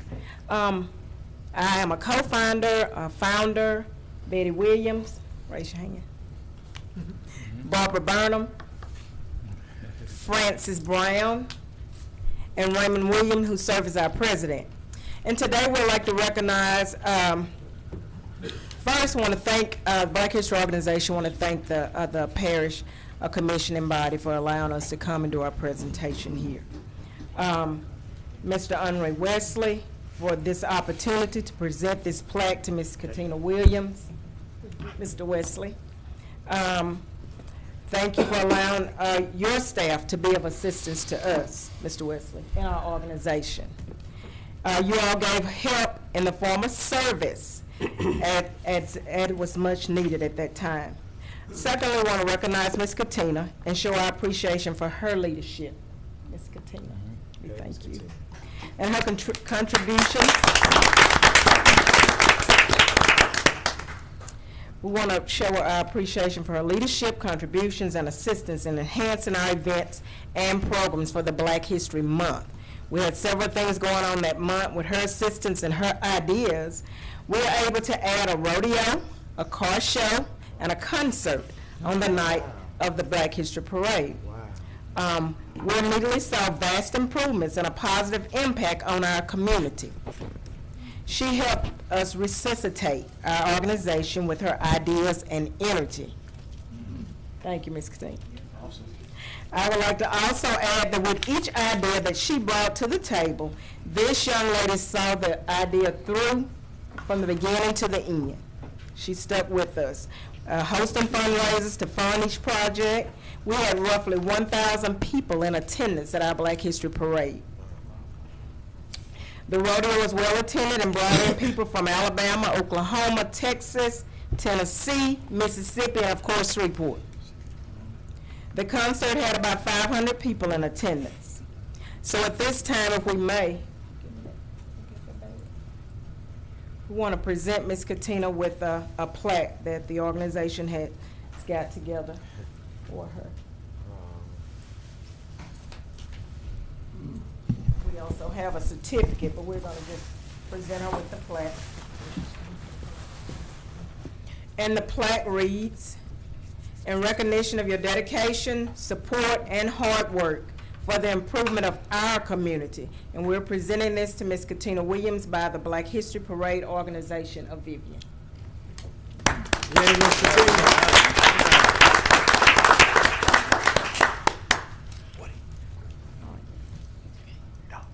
Yeah, Andre, you get in the back.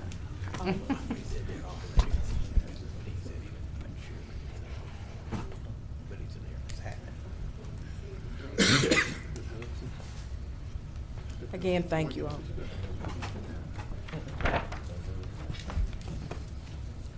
Tell them let's go. Don't leave. Commissioner Dominic is on the board. Your commissioner has some words Hey, for you. I just wanted to Please be don't leave. sure and thank y'all, Ms. Katina. Thank you for the job well done, and Andre, Doug, appreciate y'all helping out. But I just wanted to say to Raymond and Miss Barbara and Miss Carol and you guys, what a wonderful job y'all do, and it's about all y'all do for the town of Vivian, for our area, that y'all have done 24 years. When y'all said that, I was like, gosh, I can't believe that. So keep up the good work. Thank y'all for coming down here and having the foresight to recognize our employees and all they do. So thank y'all very much. Thank you all. Don't leave. Please don't leave. I just want to. I'll let you know when we're done. Commissioner Stephen Jackson. I just was gonna say, I guess this is the group, Henri, that was responsible for all these calls and text messages I was getting, because I was like, what are y'all talking about? And so that was, I think that Thursday or Friday before, I was just getting bombarded with calls. So I guess you're doing a great job, and so keep up the great work, because I texted Dr. Wilson, I was like, what are they talking about? So the word was obviously out here in Shreveport that what y'all were doing up north of town. So appreciate it, and appreciate the support that y'all gave, Andre. Thank you. And even though you told me to bring down our good staff, and some of the programs that we do, and I make told you sure to bring that them you down all, some more. Yeah, Yeah. we had the previous award for the naturalists.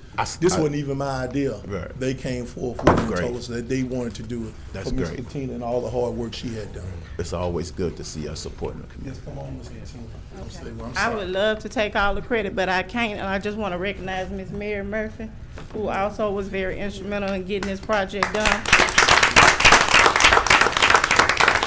And also, I want to appreciate this group, because when we actually came together when we was trying to get everything together with the millagers, and we reached out to certain people and they hit the ground running. So it was just our duty to go in and try to give something back. Because as you know, we got our millagers passed. So yeah, thank you all.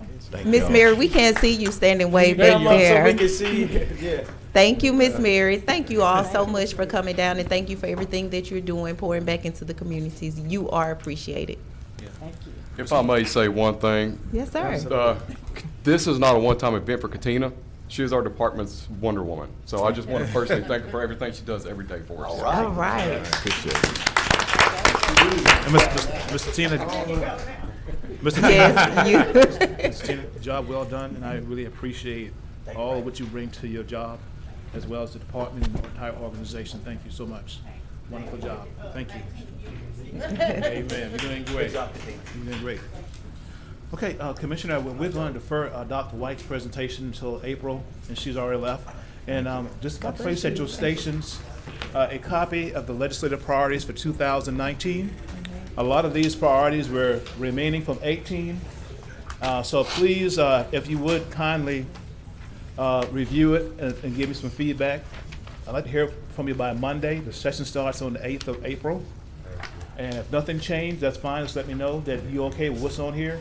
If you have some changes, some additional items, please let me know, and we will put those in and get signed and get it off to our legislature before they go to session. Okay? And also, I'd like at this time to recognize Ms. Crystal Grinley. This is her last meeting with us today. So, Ms. Crystal, come on up. Is that what the Sure. Andrea. Yeah. Yeah. Yes, ma'am. Put the podium. So Ms. Crystal has been with us for 3 years. It seems like yesterday when she first started. Sure does. But basically, I gave her a blank piece of paper and said, create what doesn't exist yet.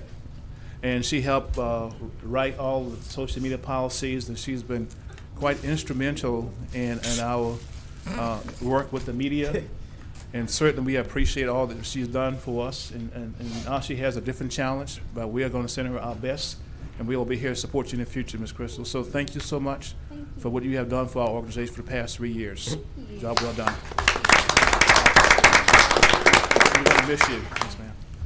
I just want to thank all of the members of the Caddo Parish Commission. It has been quite an experience, a great one working with each one of you all on our different initiatives, our millages, the needs of your district, and it has been a great opportunity. I think we've made some great progress together, and I just foresee nothing but great things for Caddo Parish in the future, and it's been an honor and a privilege to work with each one of you, so thank you. We'll just stay there at the podium, please. We have some comments from the commissioners. Okay. These comments are for communiques, or are they for Ms. Crystal? Communiques? Mine is for Ms. Crystal. Ms. Crystal, Louis Johnson. Thank you, Madam President. Crystal, on behalf of the entire commission, just in the parish in general, I think it's a great opportunity to thank you for a job well done. You represented us well. You've been a professional in every way, and I think you've done an excellent job, and you've added value to both yourself and to the parish during the time that you were here. So thank you. We're proud of you, and we wish you the very, very best. Thank you. Okay, thank you, Crystal. Appreciate it. Crystal, Mr. Carthorne. Thank you, Crystal, for all the diligent work you did here at the commission, and we wish you most success in your future endeavors. Thanks. Crystal, I have something to say. You're just rushing off. I know you're used to doing all the talking, and you're not used to letting anyone else talk. But thank you so much for your service. There were 2 years in a row that I know that I could have not pulled off the Expungement Summit without your help. So I thank you for everything that you have done for me personally, as being a woman on this commission. From woman to woman, you will be missed, but I want you to know that I appreciate you. I wish nothing but greater for you from here. I know whatever you put your hands to do, you will succeed. But I just wanted to personally thank you for your service. Thank you. Okay. Come on. Parliamentarian Bowman? Yes, I'll just say for time's sake, ditto, and it's going to be pretty weird being without Hillary. I don't know if you all know the show Fresh Prince of Bel-Air, but people say I look like Carlton Banks, and she actually looks like Hillary, the sister. So I'll be missing a sister and a great person. I know you'll be doing great things. So Can you do that? Can you do dance? Yes. Thank you, Carlton. Yes. Thank you, Miss Crystal. Commissioner Lyndon B. Johnson. Before we go to communicate, I think we might want to adopt the regular session minutes and then talk. Okay. That's what you want. That's what you was on the board for. I will second Commissioner Lyndon Johnson's motion to adopt the regular. Well, we'll come back to it after we were doing that. We had a resolution to do before we got back to that. You got another resolution? No, we had a special resolution that y'all just suspended the rules for. Yeah. No, but we went into the administrative report, and now we at communiques, and we done skipped. No, we're not at communiques. We're still on the Dr. Wilson administration report. I'm about to close it out. Guess you done. Yeah, I am. Madam President, thank you for indulging me in that moment, and I appreciate that. And Yes, I sir. don't have anything else today, ma'am. Thank you, sir. Thank you. Okay. Commissioner Dominic, Mine's was on that what you was on? communicates. Mine's on Okay. communicates. Commissioner Carthorne, that was what you was on there for also? Point of order, no, we also suspended him to add Dr. Wilson's and the National Social Work Month. Yes. Just to get Dr. out. Yeah, that's Yeah, good. we know. I do. Well. Thank you. Okay. Okay. Next item, Mr. Clerk. Okay, next we're going to handle resolution number 18 of 2019, proclaiming and supporting March 2019 as National Social Work Month in Caddo Parish. So Okay. moved. Second. All right. Please stand. Are we reading our proclamation? Yes, and Dr. Catherine Reardon, she's going to This is a resolution. she's going to speak really quick for 3 Where minutes is it? on it's on number 18. Oh, it's just a resolution. You may be seated. It's a resolution, though. I thought it was a special resolution. We're gonna present her with a resolution. Oh, you are? A copy Okay. of it. Thank you. Remain Y'all standing. I vote. thought so. It said special resolution. Okay. We don't After need to we- read it, we're just gonna present it to us. Right, we're just gonna give it to her. But Catherine was, Doctor was gonna give us just how important social workers are. Yeah, you guys sit down.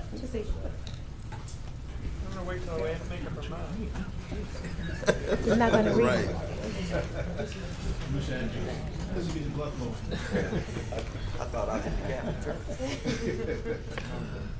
Doctor, on behalf of the commission, we're presenting you with proclaiming this Social Workers Month. Obviously it is, but you do so much for the community, and I know what you do at the VA, and I thank you for that.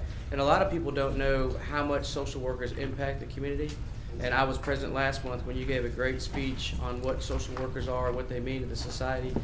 So I wanted you to come just share my colleagues' quick 2 to 3 minute speech about what you guys do and how instrumental the social workers in our community are to our community. Yes, Thank you. Thank you. Thank you very much for inviting me today to represent an amazing group of people that I have the honor in this 3 minutes, only 3 minutes, to discuss. That's a private joke with us.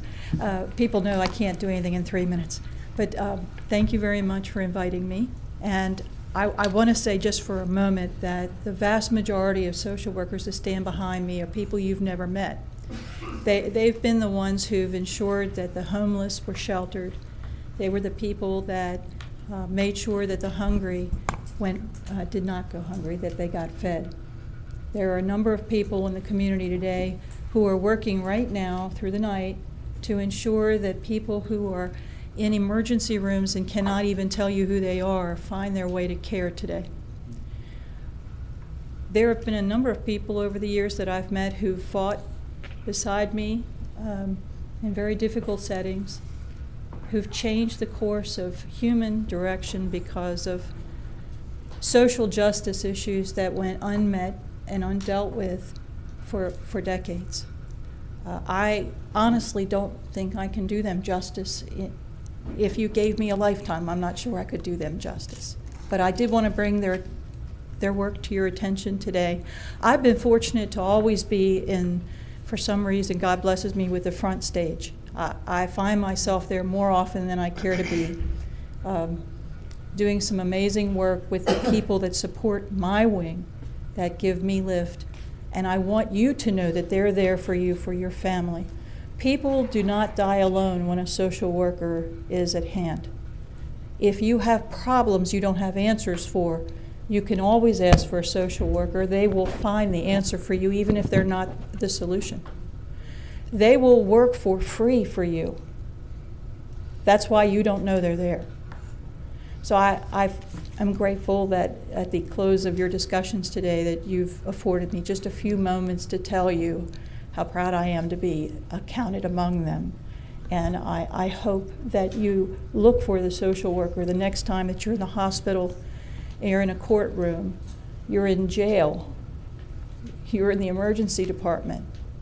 If you find yourself on a street and you can't feed yourself, you can't clothe yourself, you just left the penitentiary and you have no ride home, just put your finger in the air and call for one, and you'll be surprised at who will show up. Thank you very much. Thank you, Doctor.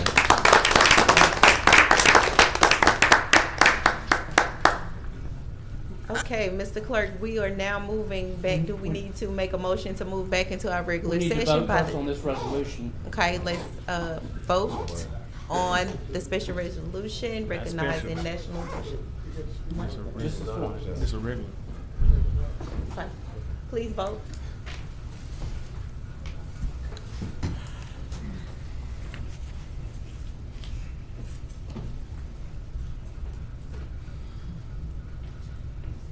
And that passes. All right, now we'll move back to adopt the regular So session moved. minutes. Second. Okay, it's been moved by Commissioner Lyndon B. Johnson, and that was seconded by Commissioner Lewis Johnson. Okay, please vote. Okay.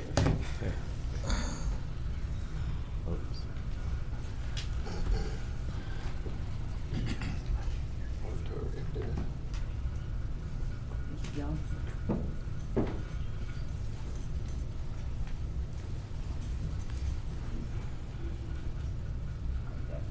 You wait now. Okay, that passes. Next, we move back to communiques and committee reports. One of the things before we start, I just wanted to bring to the floor's attention is Miss Michelle Nation's birthday today.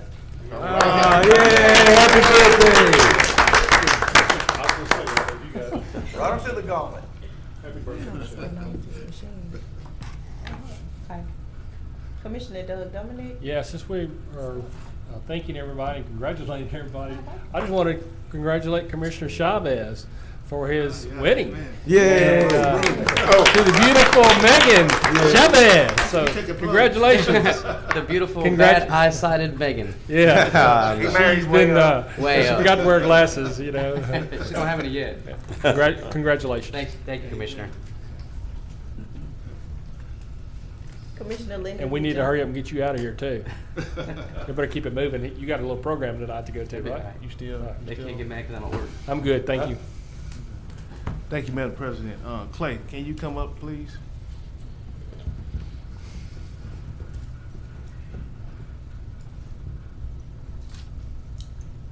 Yes, sir. Okay, so on Monday, we was, enlightened on some information from Judge Young about the juvenile detention center and 17-year-olds coming over there. And so today I want to try to get some clarity to some of the stuff that he said, and based upon your professional opinion, are we in a crisis? Well, that seat just got hot, didn't it? I don't believe we're in a crisis right now because I think that we've got a lot of things in place, as Stormy Gage Watts has said before, as Commissioner Watts has said before. We've got a plan that we've had in action for 2 years since this started, and we're ready for what's coming right now. What Judge Young is concerned about is when the violent 17-year-olds come in July of 2020, that number might overwhelm our bed space. And so the question that's put before you that is a tough one to answer is, if we build more beds, what's the likelihood that you will incarcerate children that don't need to be incarcerated? That would happen if we build more beds. What's the likelihood that if we don't build beds, that we might have to release a child that the judges don't want to release? That will happen as well. That's the tough question that's put before you. Y'all are the policymakers, and that's the decision you have to make. I can tell you those two things will happen. If we build more beds, we would increase the likelihood of incarcerating those that don't need to be incarcerated, which I would work against. But if we don't build any, will we hit 25 that are public safety risks when we get the 17-year-olds? There's a good likelihood of that. So as a crisis right now, no, I don't want to create any kind of panic. We have control of this, and I've told Dr. Wilson, it looks to me like we're going to get 17-year-olds and I'm going to have 24 beds, and I promise you I will do the best that can be done to take care of that and maintain public safety. But we will come to that point where we could get 25 kids that we do not want to release. And the tricky part is you've got 3 judges. They've got a different answer for who needs to be held or not. But we will likely hit 25 kids that need to be held. And then I'll have the job of putting that kid on a monitor and trying to keep up with him, and we'll do the best we can. But that's the risk that we'll undertake. Thank you. Next question. How many juveniles, based on prior year's data, do you expect? So we're going to be looking at somewhere between, in the last 5 years, I've been looking at the number of 17-year-olds. You're looking at somewhere around 250, between 200 and 300. Now when that happens, a third of those are going to be probably misdemeanors. Those could go to the misdemeanor referral center. And so how many of those then will be coming to detention could be somewhere, roughly 100 to 125. It's somewhere between a third, maybe and a half. Depending on how that plays out, we got 365 days a year, 125 kids. If it spaces nicely and the case processing is quick, we'll be able to handle that. If I get, 7 felony cases all at one time, and it does happen that way, 7 kids involved in one major crime, we'll get them all at once, and that's when we're going to have a crunch. Okay. But roughly, as I say, 200 to 300 17-year-olds will be added to our system. So roughly one every day or every other day, kind of, sort of. Yes, and I actually on average. But we know during the summertime that number will go up. It's on average, and if it plays out like it has, a third of those to half of those will be misdemeanors and should go to the misdemeanor referral center. One of the things that President Gage Watts has been talking about being prepared for is you all fund the misdemeanor referral center, and I appreciate that. For roughly, I'd have to look again, 150,000. It's roughly that number for 129,000, I think.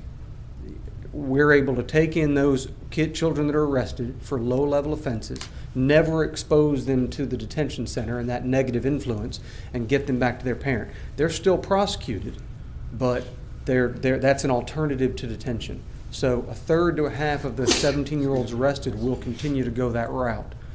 It means roughly 100, 125 17-year-olds that will come to detention. That could be one every 3 days. All right. So, can the juveniles be sent to another parish? No. So here's how it works. The bottom line is there are things we might be able to negotiate, and we have in the past. If we have a kid in detention and they are sentenced to juvenile prison, they're going to Monroe for prison, and we get overcrowded, OJJ might be able to take that child early and put them in another detention center and then take them to that prison. But generally speaking, if we get kids arrested pending pretrial, we're not going to be able to, well, frankly, we don't have the money to rent the beds right now anyway. But if Bossier or if Green Oaks is over in Monroe and they have 60 beds, if they were to be able to rent those beds, that might be something we could rent. We don't have the money. So the question is, the answer is yes, because you just said if they had the beds to rent, we could actually rent the beds. Yes. Send them to another parish. So yes, I think that if we worked out that negotiation with Monroe, do they have the beds? Could we rent them? Part of the problem is the money for that, and two, Monroe's not wanting, as I appreciate it right now, they're not trying to staff up to be able to rent beds out. The days of renting beds are kind of behind us. There were parishes that built 100-bed facilities thinking they would rent those beds out. It's almost too expensive to do. It's $380 a day per bed for us. So to rent those beds would be my last very question expensive. For you is how many juveniles do we currently house? 18. 18. As of right now. All right, and that's been typical. We hold 19 a day on average. That was the average in 2018 was 19.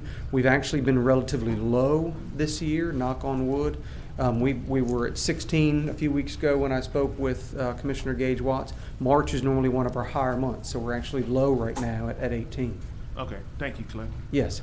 And then, Madam President, my last statement is, earlier we... Don't go too far. Don't go too far, Clay.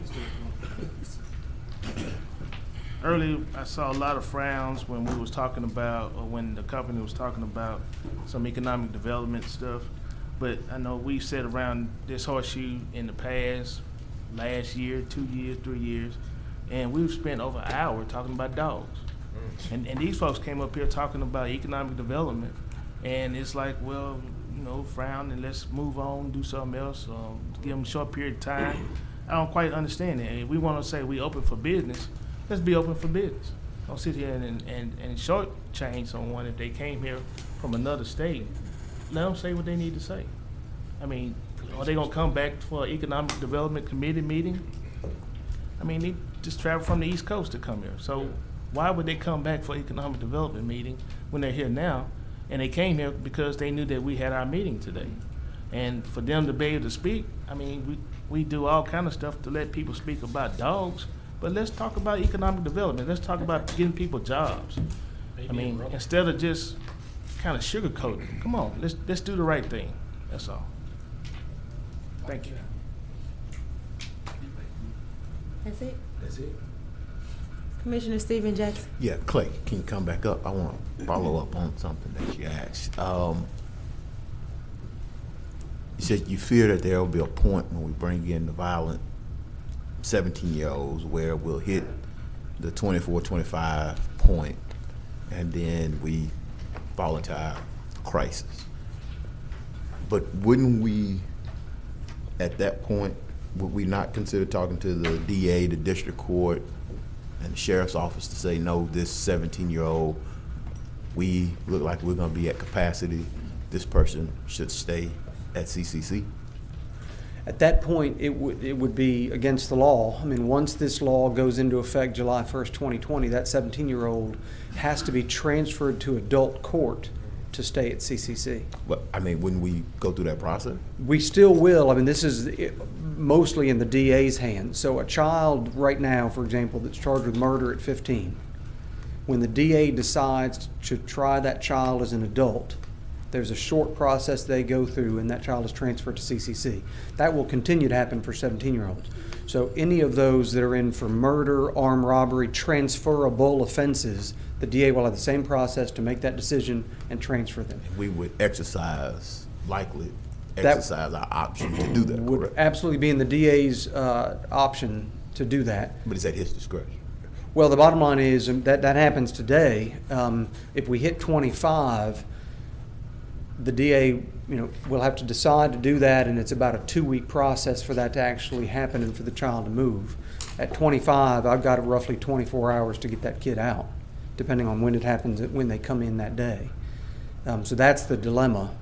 So what about Bishop Brandon's 70 beds that he has? As of right now, as I appreciate it, Bishop Brandon's facility has a contract to take in children after they have served a sentence in state prison. So they're adjudicated here, they're convicted here, they're going to go do a year in prison. At the back end of that year, they're going to transition from the state prison to his facility to kind of reacclimate before they go home. It's not meant to be a facility that's going to house kids pre-trial like detention centers. So as of right now, it doesn't have that contract. Could he get a contract to do that with part of his facility? That's a possibility. But as of right now, he doesn't have it, and that's a difficult process. So it sounds like we've been talking for 2 years about Bishop Brandon's property. How can we help him get to the point, or help that facility get to the point to where, cause I think they were meeting some inspections or something, because as I can appreciate, if you have somebody who hit somebody but is homeless and they have to come sit over at jail, they're not necessarily a danger. Or somebody who's basically adolescent. Why wouldn't we consider sending them to Bishop Brandon's place somewhere? And So- that would free up a bed. His contract requires that he take in those kids that are coming from the back end, and actually, I believe as of right now, he can't take in the other kids. Right, so I'm saying, but what's stopping us from helping him get to that point? As I understand it, pretrial. so he reached out to OJJ to get the contract and DCFS, and that's the need they had, and they're the ones that are funding.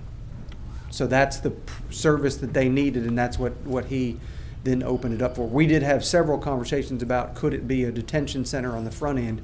It's not a secure facility is the other problem. There would have to be changes made to the facility to make it a secure facility, a locked facility. But his is, like I say, that's the service that OJJ needed. But I'm wrapping up here. I'm not talking about necessarily a detention center. I'm talking about a kid who is not a threat, not a risk, somebody who is a runaway. Don't you have kids over there who are not necessarily violent crimes? No, so if a kid that comes in under those circumstances, the adolescent, first of all, we can use the shelter beds. Okay. We have a shelter over in Bossier. That's what I'm talking about. Johnny Gray Jones. We do use that pretty regularly.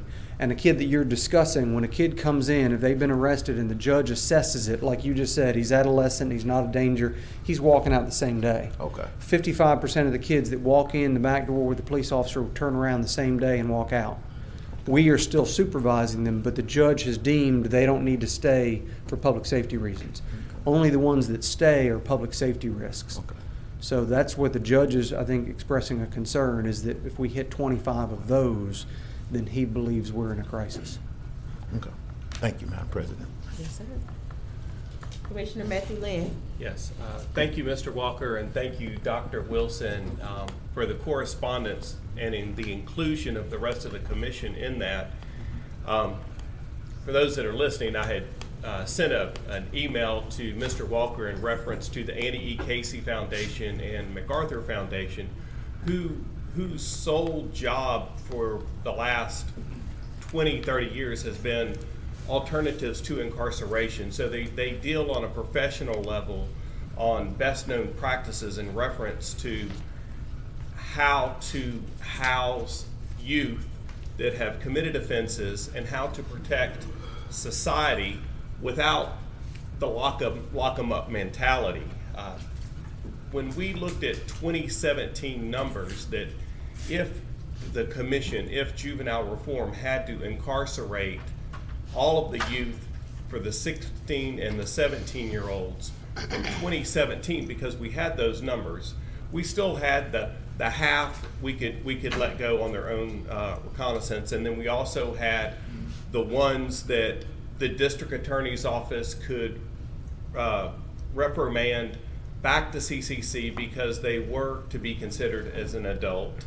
And then what that left juvenile taken care of. Now these are just hard cut and dry numbers, and when you're dealing with lives and you're dealing with youth, it's not cut and dry numbers, but these, just for the sake of getting an idea of the cut and dry numbers, we were working with 3 youth per month. So 36 a year, and that's a hard number. And so it could be a little more, it could be a little less, it could be 36 all at once, it could be 36 never, which probably won't be the case. The numbers that we're looking at, we've been given a lot of numbers. We're looking at 30 million to build, 3 to 5 million to staff, and then we're also given this number today of 129 million a year that we're 129,000, excuse me, big difference, 129,000 that we're using with Rutherford House. And so if we're already funding Rutherford House for 129,000 a year, it just seems that it would make more sense to work with places like Rutherford House, even if it meant doubling what we pay them, and working with Bishop Brandon's, even if it meant increasing some funding or providing a barrier or staffing Caddo Parish personnel from juvenile reform at his facility or staffing these people at Rutherford House. We're still right off the bat going to save $30 million a year, and I'm willing to bet that we could do it at a savings under this $3 to $5 million a year that we're doing. And so I say that as a lead-in, and that education before incarceration, and we have the ability to educate people. And I want to thank Mr. Walker and Dr. Wilson for that correspondence that we all received this week in reference to the efforts that Caddo Parish has not just begun in doing, but over the last 11 years that I've served as commissioner, we have worked with Annie E. Casey Foundation and MacArthur Foundation, and I think it's just a matter of if we hire them under contract to help us through this problem, this issue, this opportunity for success that we've got. One of the things that Caddo Parish is slammed for sometimes is not having a viable workforce. And you take these leaders and whether if you want to say a gang leader, notice that the word leader is in there. That leader can be trained to not run a gang. And so I was in Boy Scouts, I was the senior patrol leader. I was a gang leader. The Boy Scouts is a gang of like-minded youth. And so we can change that mentality to gang and make gang be a gang of positive youth doing something good for the community so that they can be future leaders in our community rather than locking them up. Thank you. That's all, Madam President. Thank you, Commissioner Lynn. Commissioner Lynn Carthorne. Yes, thank you, Madam President. But very quick, Clay. Sir. As it relates to piggyback off Commissioner Jackson and Commissioner Lynn's comments, or questions rather, is there a set of requirements mandated, set forth by the state that dictates how secure, for an example, even if Bishop Brandon, for an example, had the capacity in the room to house 17-year-olds, is there a guideline format, rules and regulations that needs to be implemented in those facilities to be able to house those 17-year-olds pre-trial? Yes, so I mean, as soon as it's a secure facility, you're now under the standards of juvenile detention in Louisiana, which is audited by the DCFS, the Department of Children and Family Services. They'd have to meet those standards. Okay, so just, and I don't know if you know the answer to this. For an example, if we were using the Rutherford House and they had room for 17 beds, for an example, the cost to upgrade that facility, you have any ballpark figure what that would run us? No. Okay. I wouldn't want to speculate. To turn that into a secure facility, one of the Rutherford House. Cheaper to build another one. Cheaper to build another one? Okay. I was just curious. Okay. Okay. And again, I mean, I think part of the issue is the building is not necessarily the problem, it's the ongoing staffing. Okay. Thanks. Thank you, Director Walker. Clay, I want to ask you some questions. Sure. Yes, ma'am. How much is it that is in your budget, or how much has been allocated to allow you to hire additional probation officers? What we've done this year, we were given the budget to hire 5 more detention staff. We have not hired, it's not for more probation officers. We hired 5 more detention staff. We have 3 pods, 8 cells in each. And as of right now, before this law, there's 1 adult for those 8 children. Hiring 5 more allows us to have 2 adults in each pod. It just is safer because the children are now older and larger. It's safer for the staff and for the children. So we hired 5 more staff in detention. So you have 5 additional staffers right now? Yes. Okay, which 17-year-olds will actually be housed at the Juvenile Detention Center as of the mandate of March 1st? 17-year-olds arrested on nonviolent charges. So misdemeanors and some felonies for nonviolent felonies, like burglary. That 17-year-old, if arrested for a burglary, would come to the Juvenile Detention Center, and the judge, either Judge Casey Jones or Judge Young, would get a phone call to say, do I hold this child or do I release them under our supervision?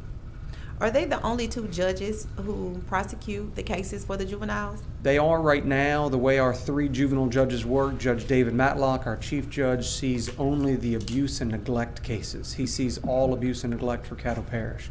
Judge Ree Casey Jones and Judge Paul Young are the 2 delinquency judges.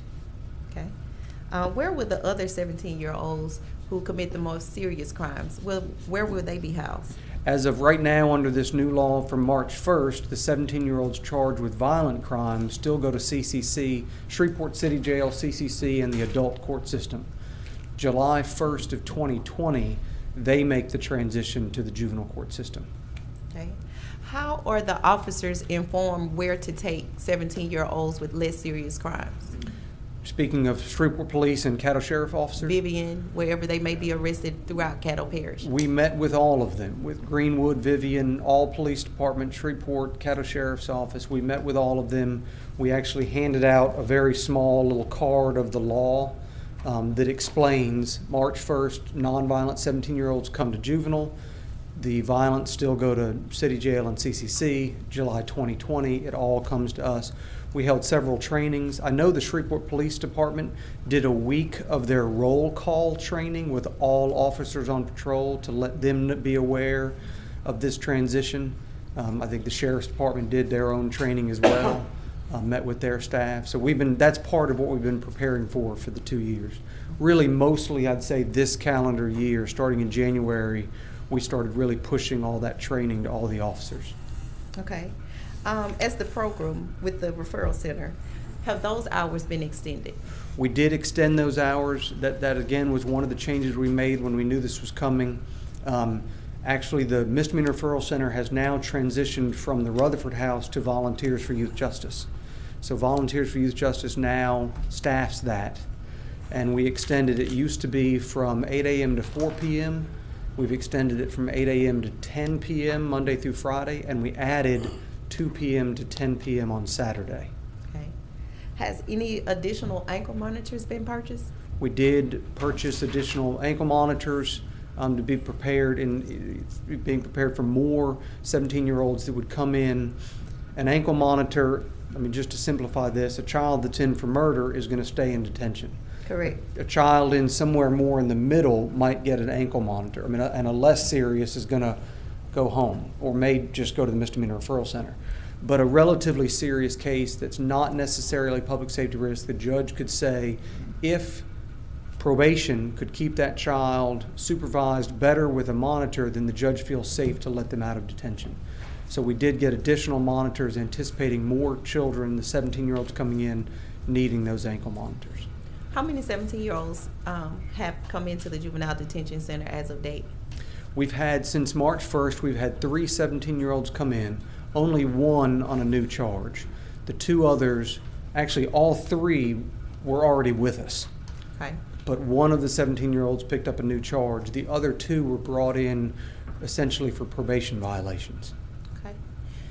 Thank you, Director Walker, for everything that you're doing and making plans and preparations for this mandate. I just wanted the public to be well informed that all of these things has not just happened overnight. This has been a strategic plan of action for quite some time.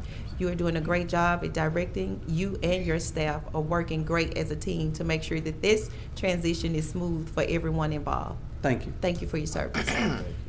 That's it. I don't see anyone else on board. Next, we have President's Report. Okay.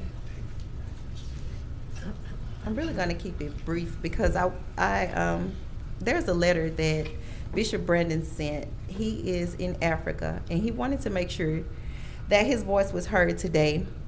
And it's saying, attention Commissioner Stormy Gage Watts, I certainly want to begin by thanking all of our Caddo Parish Commission for all that they do. As you know, I am also pastor of Praise Temple and the prayer intercessors of this organization. Pray and mention your names every Tuesday. They realize we are better together. As I dictate this letter, I am in Ghana, where I have been given the opportunity to gather a few thoughts. I was so moved as we visited the castles where our ancestors were sold into slavery. My heart pained as I listened to the stories of how they were unimaginably and inhumanely treated. They were raped, separated from their children, mutilated, and were forced to wear heavy chains.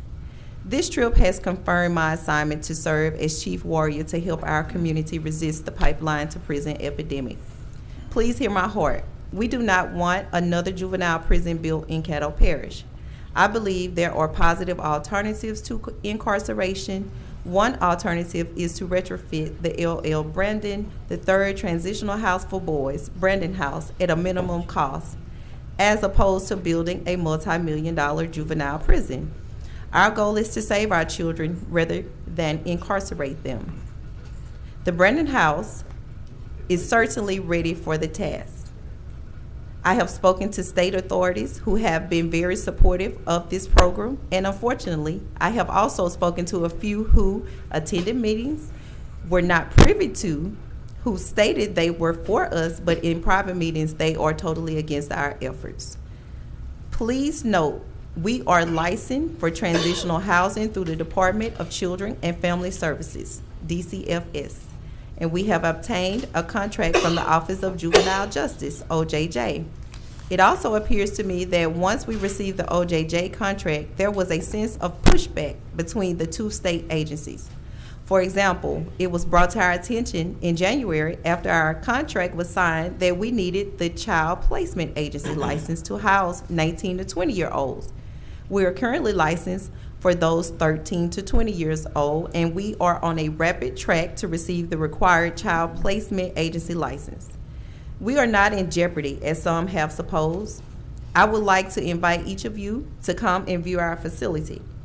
We have hosted such guests as the Secretary of OJJ, his regional staff, the Honorable Reed Casey Jones, Mr. Ted Cox, the Juvenile Detention Center Administrator, and Mr. Clay Walker. They all have personally verbalized their support of our center, and I believe they are integrous enough to restate the same. I sincerely regret that I am not able to attend your first official spring parish meeting this Thursday, March 21st, but I will avail myself for your next meeting. Although there may be persons against this request, I believe it is positive and offers a great opportunity for our youth, since our mission is to reduce the pipeline to prison. I'm asking you to help the cause and see that this is an alternative method to our challenged children so that they can become constructive citizens. I have spoken to more than a few citizens of Caddo Parish, and the consensus is we do not need to build a new juvenile prison. We need a center to modify behavior, provide safety and mentorship, and offer opportunities for life-changing experiences that lead to successful lives, void of crime, abuse, and neglect. Let's favor and save our children. If you require any additional information from me, please do not hesitate to contact me. Sincerely, L. Loris Brandon, President. And that will conclude my portion of the letter from him. I think that it was imperative for me to read that letter with him not being able to attend and wanting to make sure that his voice was heard because of the concern that is before us. Each one of you, I'm sure, has his personal contact information. If you wanted to reach out to him about what his letter is stating, please feel free to do so, as he has stated. On Monday, we talked about the 318 Restaurant Week that is going on in Shreveport in Caddo Parish, and I hope that we all will do everything we can to continue to support it. Tomorrow will be their final day of that event. I'm sure that you're also aware that the Crawfest will be taking place on tomorrow and Saturday at Betty Virginia Park. So make sure we can get out and support that. It's a free, friendly event, family-oriented, that we can all get out and enjoy this nice weather full of pollen. And that's where I get this raspy voice from as well.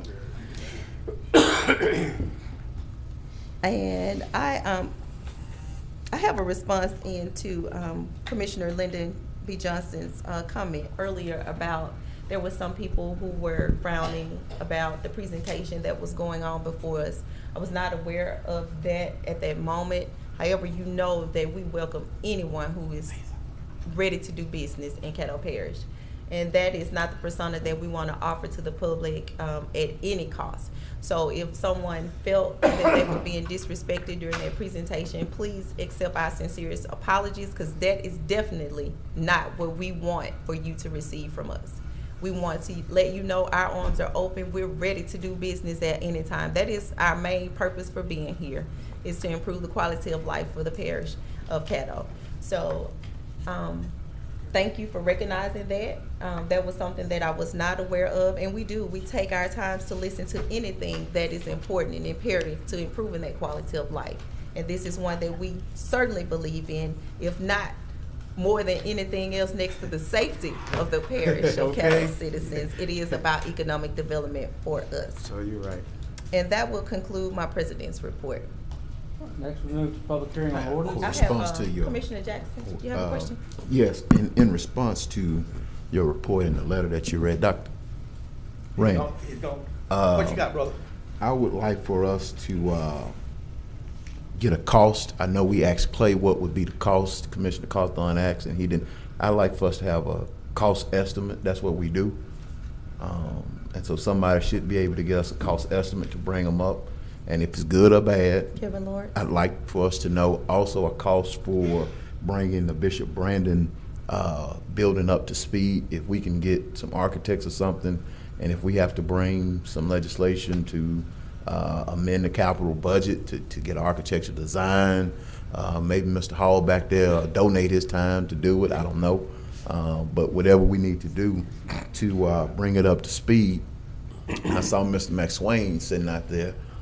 Maybe they'll donate in kind their services on this project, but to bring these buildings up to speed so that we.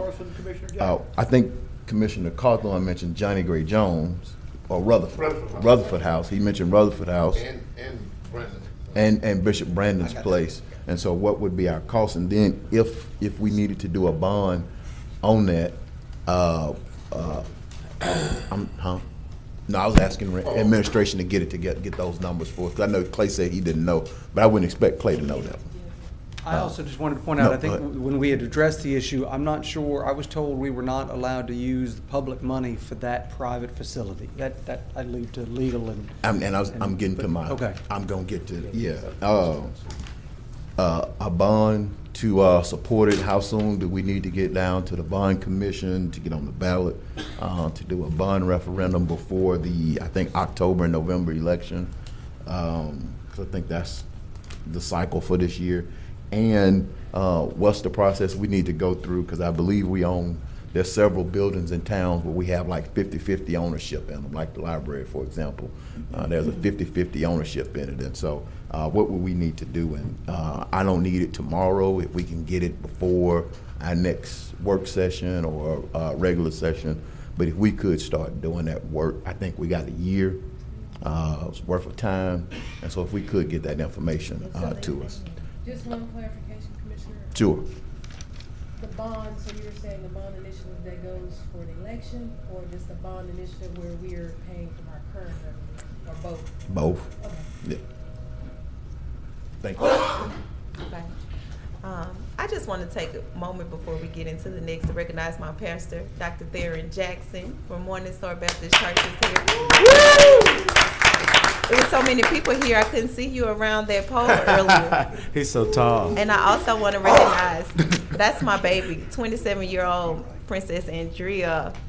She helped me today. I was wondering who that was you were bossing around. Yes. I was wondering who that was. Thank you. Attorney Frazier. I'll address it off record. Okay. All right. Commissioner Lynn, were you on the board? Did you get out? No, I removed myself. I just wanted to make sure that Rutherford House and that any available options were in there. Okay. I see no other discussion. Next, Mr. Clerk. public hearing on ordinances. Ordinance number 5840 of 2019, amending the budget estimate revenues and expenditures for the capital outlay fund in the amount of $350,983 to provide funding for the E. Edward Jones Housing Trust Fund. Okay. Is there anyone here to speak in favor of ordinance number 5840 of 2019? Is there anyone here to speak against ordinance number 5840 of 2019? I see none. I declare this public hearing, ordinance number 5840, closed. Mr. Clerk.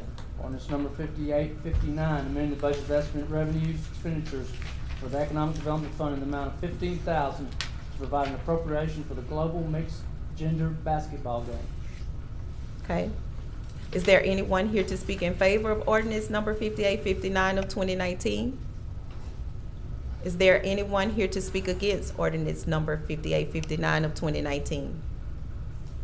I see none. I declare this public hearing, ordinance number 5859, closed. Ordinance number 5860 of 2019, amending the budget estimate revenues and expenditures for the Riverboat Fund in the amount of $3,000 to provide an appropriation to community renewal for Allendale Food Co-op. Is there anyone here to speak in favor of ordinance number 5860 of 2019? Is there anyone here to speak against ordinance number 5860 of 2019? I see none. I declare this public hearing, ordinance number 5860, closed. Ordinance number 5861 of 2019, amending section 18.4 non-conforming lot to delete the provision on common ownership of substandard lots of record by amending section 18.5 non-conforming site elements to increase the size and nature of grandfathered parking lots. Okay. Is there anyone here to speak in favor of ordinance number 5861 of 2019? Is there anyone here to speak against ordinance number 5861 of 2019? I see none. I declare this public hearing closed.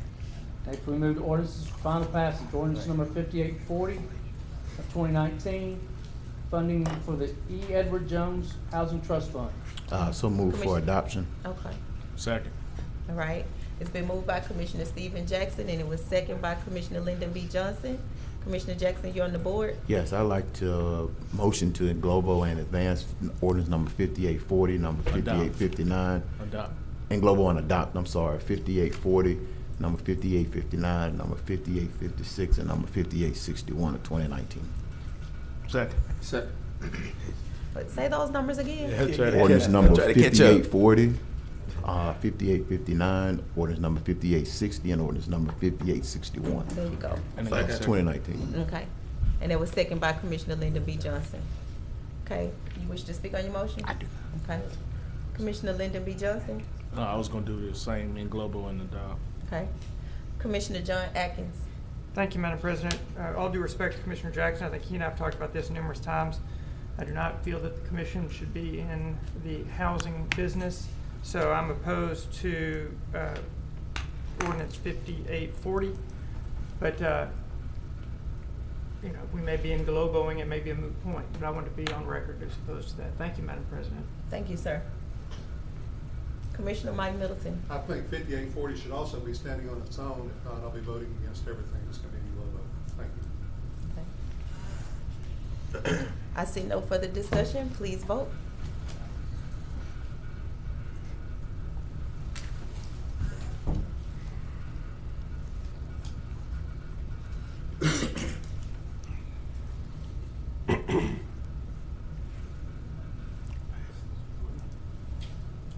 Pass. That passes 7-3. All right, next we move to zoning ordinances for introduction by title. Zoning case P 419 regards to ordinance number 5862, 2019, amending the zoning of property located in the southeast corner of Lakeshore Drive and Interstate 20, Caddo, Parish, Louisiana, from RA Rural Agricultural District to R17, Single Family Residential District. Mr. Clerk, I think it needs to be a correction in that. It says I-20, this is my district, and it should be I-220. You see that? Interstate 20 should say Interstate 220. I know that's the way it came to us. Okay. Mr. Glass? If we have to change the title, then we'll have to redo. You'll have to reintroduce it? We'll have to reintroduce it next time. We'll check on the title, but. Okay.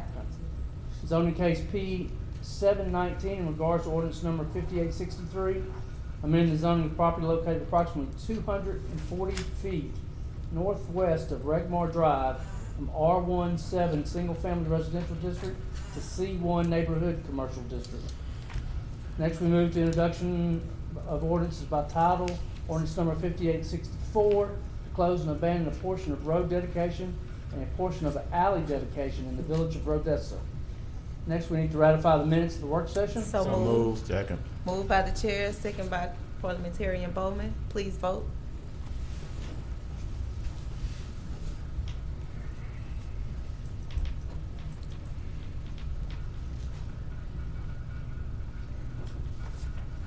And that passes 10, one out of the chamber, 2 out of the chamber. That passes. All right, next we Next move item. to resolutions. Resolution number 11 of 2019, establishing a citizen advisory committee of the Juvenile Justice Committee. So moved. Second. Okay, that's been moved by Commissioner Mike Middleton and second by Commissioner John Atkins. Commissioner Middleton, would you like to speak on your motion? I'd just like to have more citizen involvement.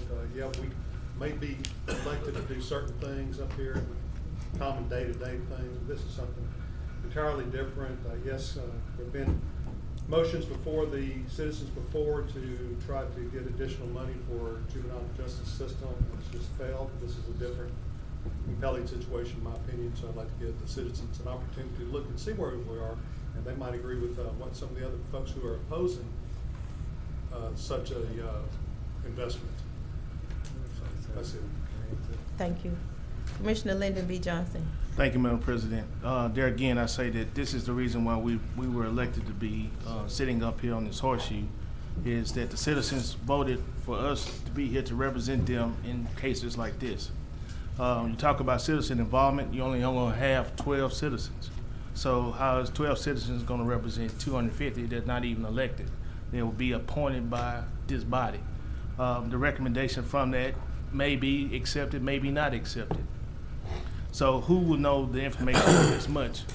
Someone like us who have been up here for the last term and have looked at this for over 2 years. Some of us looked at it more than 2 years. And with the established resolution, you're only talking about 3 months to give a average citizen the opportunity to come in and look to see with a recommendation. So I think it would be, one, a waste of time for the citizens. Two, it would be a recommendation that may or may not be accepted. And three, this is our job, and this is what we're supposed to be doing. Thank you. Thank you, Commissioner. Parliamentarian Bowman. Thank you, Madam President.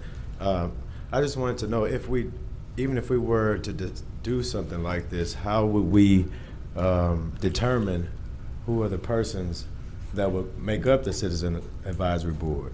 I mean, May I respond to that? yes, because it would be something similar to, and we don't want this again, the Confederate Monument Well, I think stuff. it's entirely two different things. Two completely different things. Right. This one, I mean, I would pick someone who not only resides in my district, but also has a business. Okay. And that is my intention. How you do each other, everyone else, it's all up to you.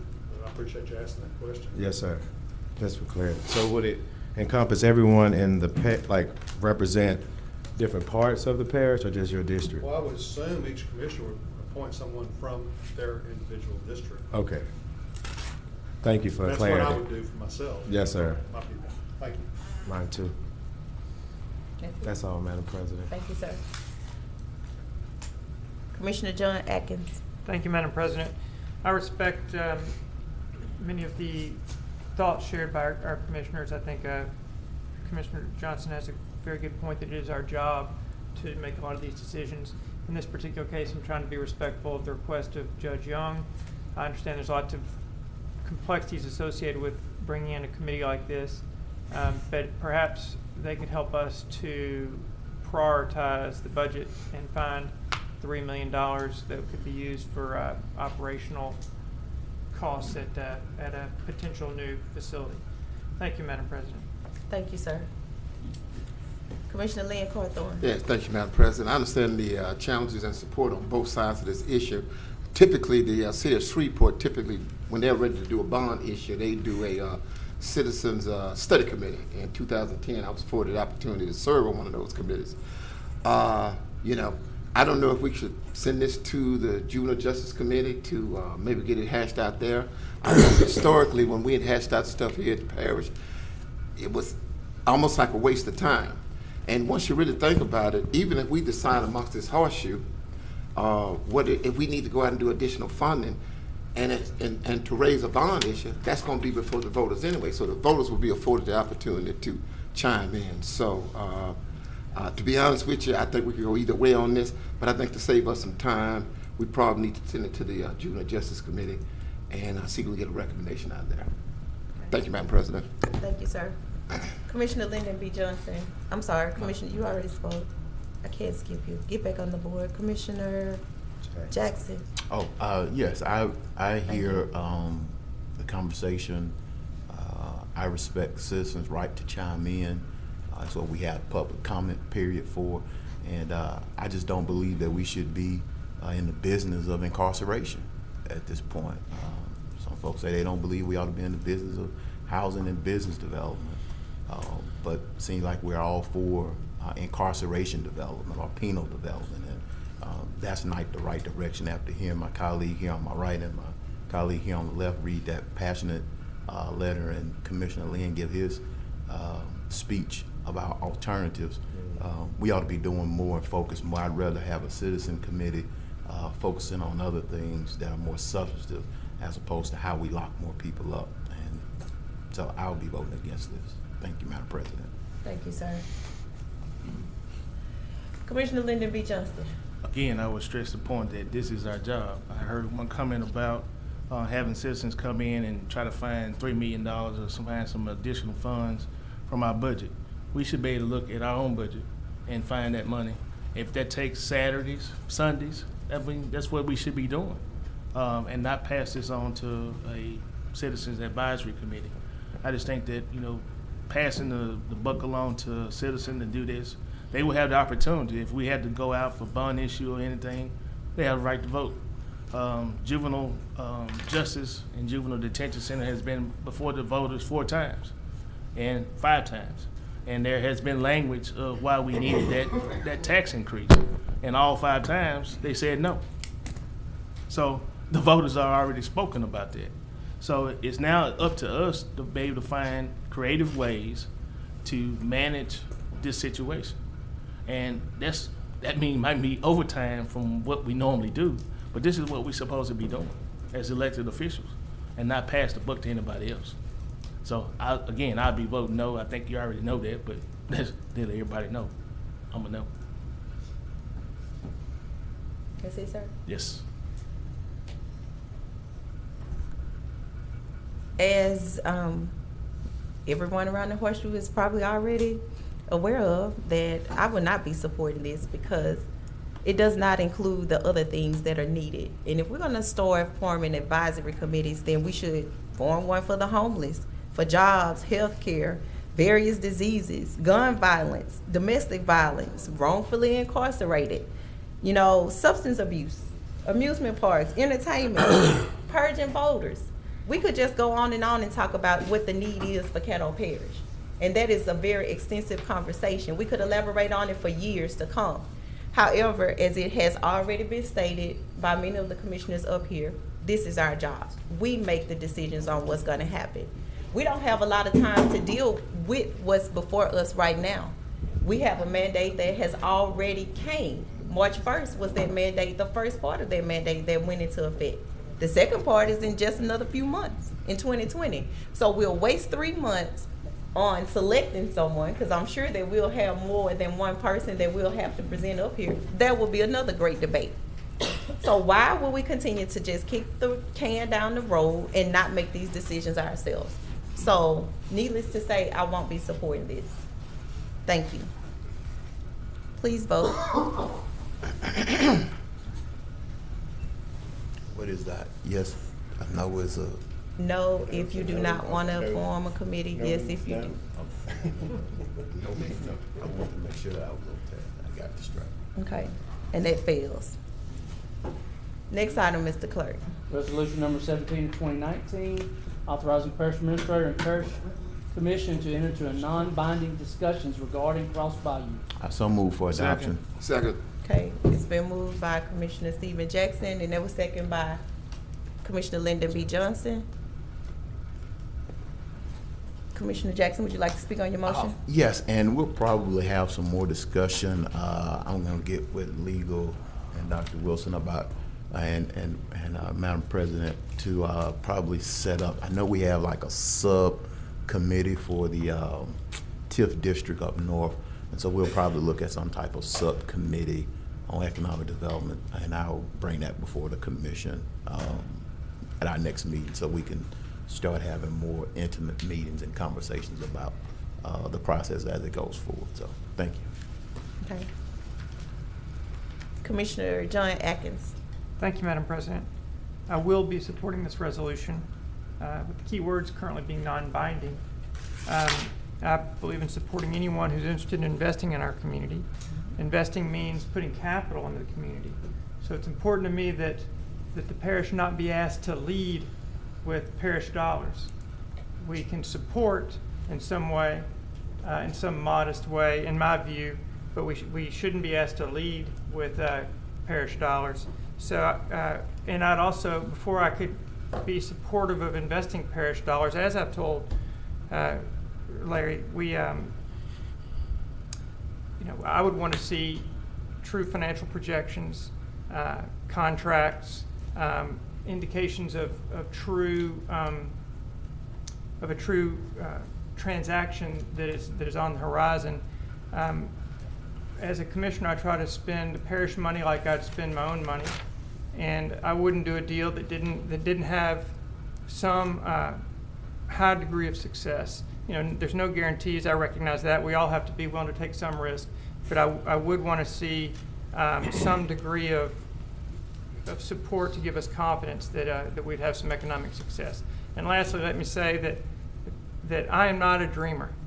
I'm not a visionary. So to me, I would prefer to see a more incremental approach where we maybe have one or two buildings with contracts and customers in place and tenants in place. But when we get to the big multi-phase, multi-generational $billion project, that's a little beyond my comfort zone.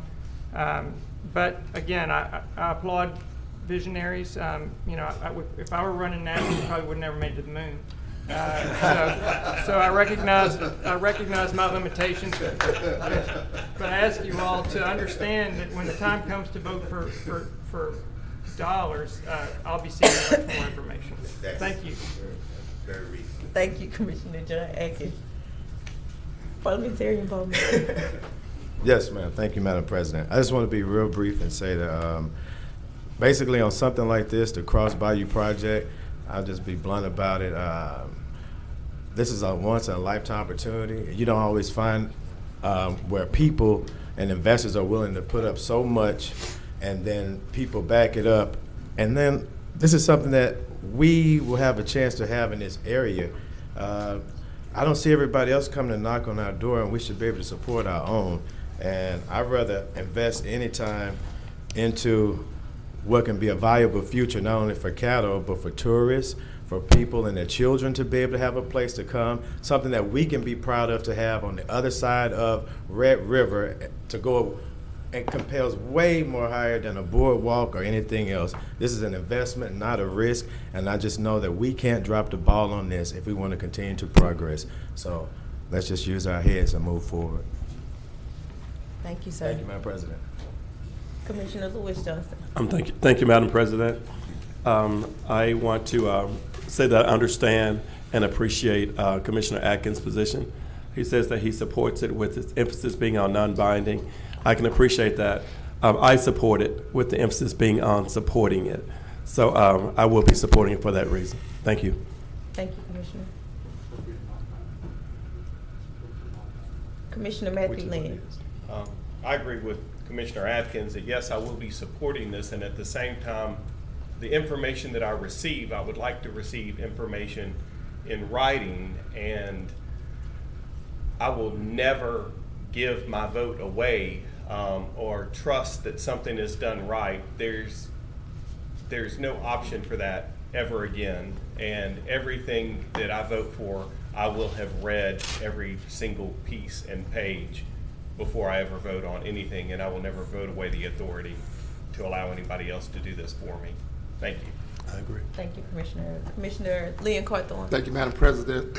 I want to first acknowledge Commissioner Atkins' brutal honesty, and I think that's what I like about John. John gets to the crux and say where he's going to be at. I'm not a preacher or pastor, and I don't play one on television, but I read somewhere where there's no vision, the people perish. Amen. And so I've been looking at this community. We need some vision and some guided vision. I will be supporting this. And then secondly, I made a notation when Mr. English was speaking, and I think the access so far from the non-binding is that we form a nonprofit group with the parish and the city to gather the 63 acres of land and find a mechanism to assemble that land. So it didn't sound like an ask for money, but donation of property. So I just want to clarify that publicly. I think it's a good project. It definitely needs to be vetted. I want a man with a financial background. I do understand that. So I will be supporting this. Thank you, Madam President. Thank you, sir. Commissioner Stephen Jackson. Yeah, and my hope is that that subcommittee will be responsible for doing a lot of that, and everybody will be welcome to it. It'll be open to the public if the commission agrees to set up such a subcommittee. And so the developers have been talking.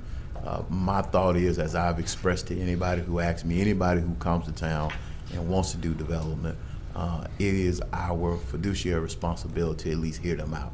Now you have the responsibility to convince us. And so we're opening this door, we're laying this table out to have a conversation. I know people get afraid about it. This may not go anywhere, But what we're not in the business of doing, and I know Commissioner Atkins said he's not a dreamer, but we're not, but he also, I don't know, sometimes I question it, but we're not in the business of being dream killers either. And so if somebody has something they want to do, maybe we don't hit the $1 billion. Maybe it could be something a little bit more skill, but we don't know. And so this is sort of, I guess Dr. Wilson will understand what I mean when I say this stage zero. And you know how long you can be at stage zero. Just ask the people at NLCOG. You can be at stage zero, but the goal is to get it right before we go forward. It's the process you have to stick to. It is the process. It is the process. And so I appreciate everybody having an open mind about this.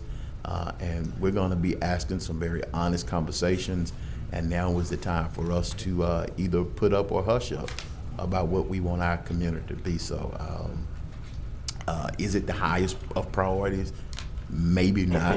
But our goal is to have a conducive environment where developers want to come to town and do business and not shut the front door just because somebody who may not be familiar with the community is coming to town.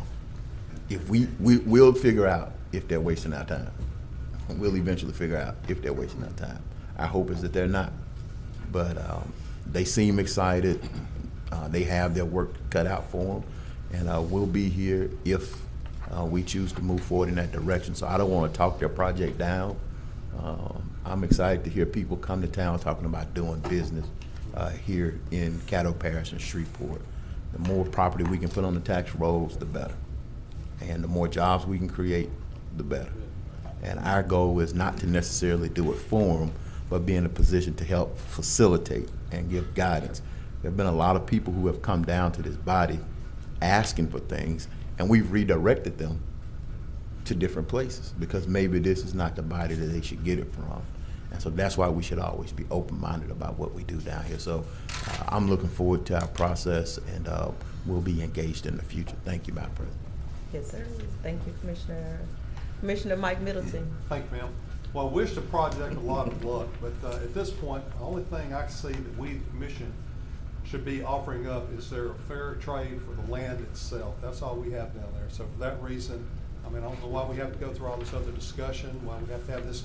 I mean, any commissioner up to 6 people can have a discussion with the people at any time they want. So that's where that should be. So I'm going to be voting against this. I hope that overall project succeeds, but I'm going to be voting against this today. Thank you. Thank you, Commissioner. Might want to add a jail to y'all. Commissioner John Atkins. Thank you, Madam President. I'm sorry, I didn't see you on the board. I'll yield if you've got someone who's. Okay. He yielded to you. Madam, or is it LBJ? I'm happy to yield to LBJ if he hasn't spoken on this issue. Yes, would you please? Thank you.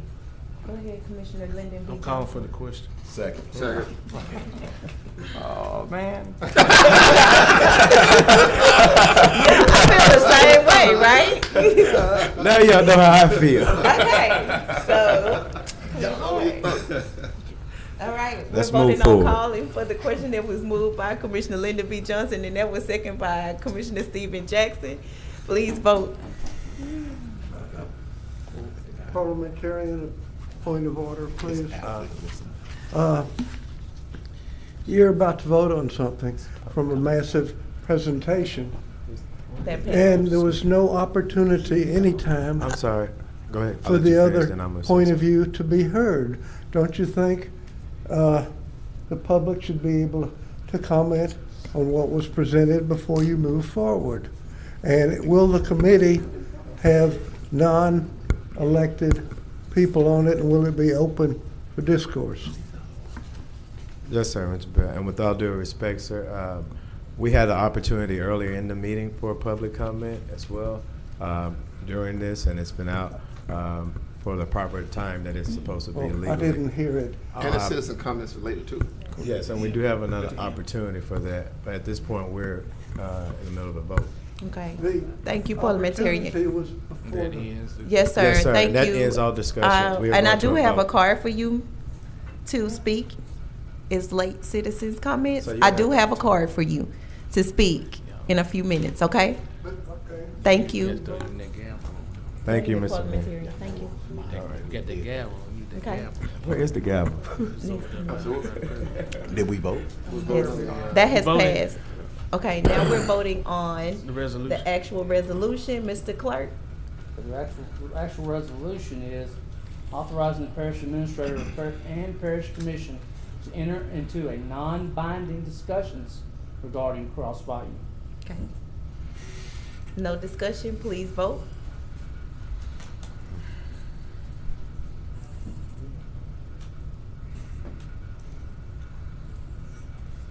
Mr. Smith? Yes. No, I see it. All right, and that passes. Next item, Mr. Clerk. Next, we move to old business, confirmation of appointment, reappointments of Caddo Exposure Port Commission.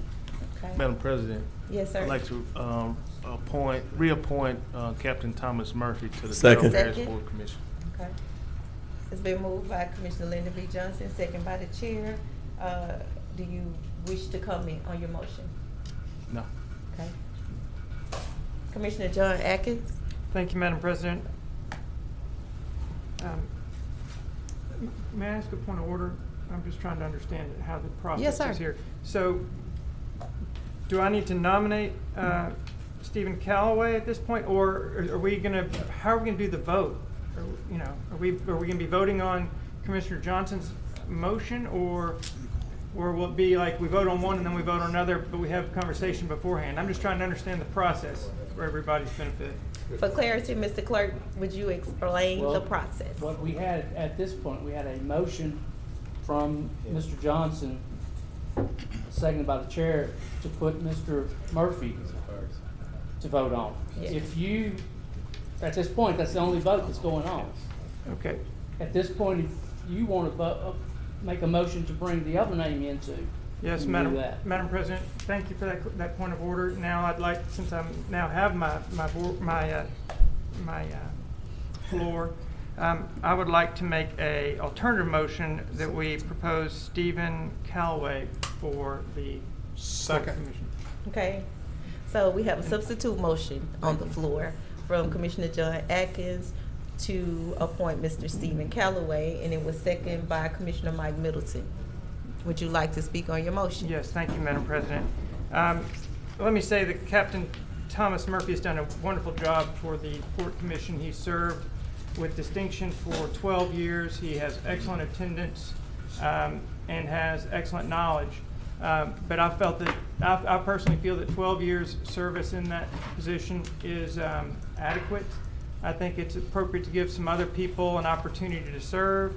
And importantly, I believe for Commissioner Middleton and myself, is we'd like to see some representation on the commission from that part of the community, as there's many people in that community, that part of the community, that are worried about port plans, and I think it's only appropriate to have someone sitting on that commission that can represent the residents that live in that part of the community. Mr. Calloway lives down in the Elby Road corridor. He is a retired bankruptcy judge, highly respected, a discerning person. So for that reason, I'd like to ask you all to consider Stephen Calloway for this role. Thank you, Madam President. Thank you, sir. Commissioner Matthew Lynn. I will also be supporting Mr. Calloway in this position, and that after you've been in office for 12 years, or you've been appointed for 12 years, you've had your opportunity to do what you're going to do. And if you haven't done it yet, you're not ever going to do it. And it gives a fresh perspective on the situation. And I believe in term limits, not just for myself, but for everybody. And I think it's time for a different perspective. And so I will be voting for Mr. Calloway. Thank you. Thank you, sir. Commissioner Mike Middleton. Thank you, ma'am. I consider this to be a win-win situation. Mr. Murphy will still be around to give his historical perspectives on what goes on down there. Again, he does have an outstanding resume. But Mr. Stephen Calloway has also been involving himself in a lot of things down there. As you may know, he's usually the one that does the proctoring whenever there's some kind of public discussion, something of that nature. And the caveat also is that Mr. Murphy is also the one suggested Mr. Callaway should be the one that replaces him in the event we choose to do so. So I'd just like for this to come on up for a vote and see how it pans out as soon as we can. So that's it. Thank you. Thank you, sir. Commissioner Lewis Johnson. Thank you, Madam President. I went to Port Night this last week and had the honor of speaking to Captain Murphy to further solidify my support for him. I'm sure that Mr. Callaway is a good guy. I'm not as familiar with him, but I certainly respect the position of those that are familiar with him. And I think it's ironic that Commissioner Lynn, who's doing a great job and still being very effective on this commission, has done so after 12 years. So I think that's ironic in that respect. So with that being said, I think that Mr. Murphy has done a good job, and I'll be supporting him for that reason. Thank you, sir. Commissioner Lyndon B. Johnson. Thank you, Madam President. me, To my understanding, Captain Murphy and Mr. Callaway are good friends, and so each of them support each other. Right. Captain Murphy supports Stephen Callaway only if there was a third person to be appointed to this position. Since there is no third person, then it's only the two. And Mr. Callaway feels that if it's just the only two, well, Captain Murphy can keep doing what he's doing, and he can be on the sideline like he has been for the last couple of years with him. That was the information that I got, the information that I understand as of today. If there was a third person, just like I said, if it was a third person involved, and we felt that Captain Murphy shouldn't be there, then Captain Murphy will then say that he wanted Mr. Callaway to fill his spot. But there is no third person. So basically, Captain Murphy still wants to be on the board.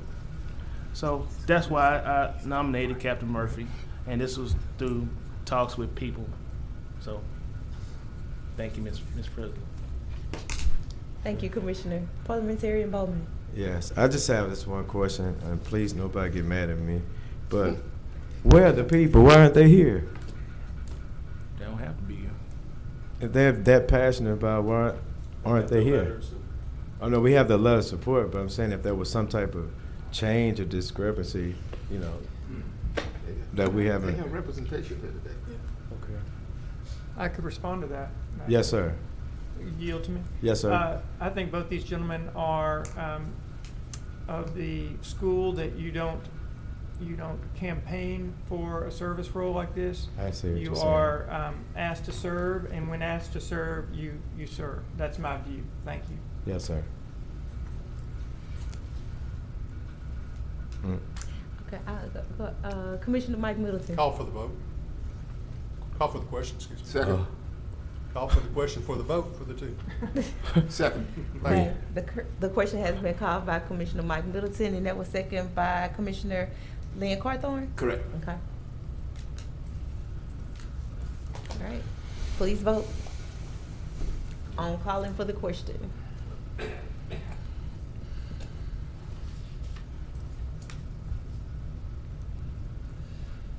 Okay, that passes.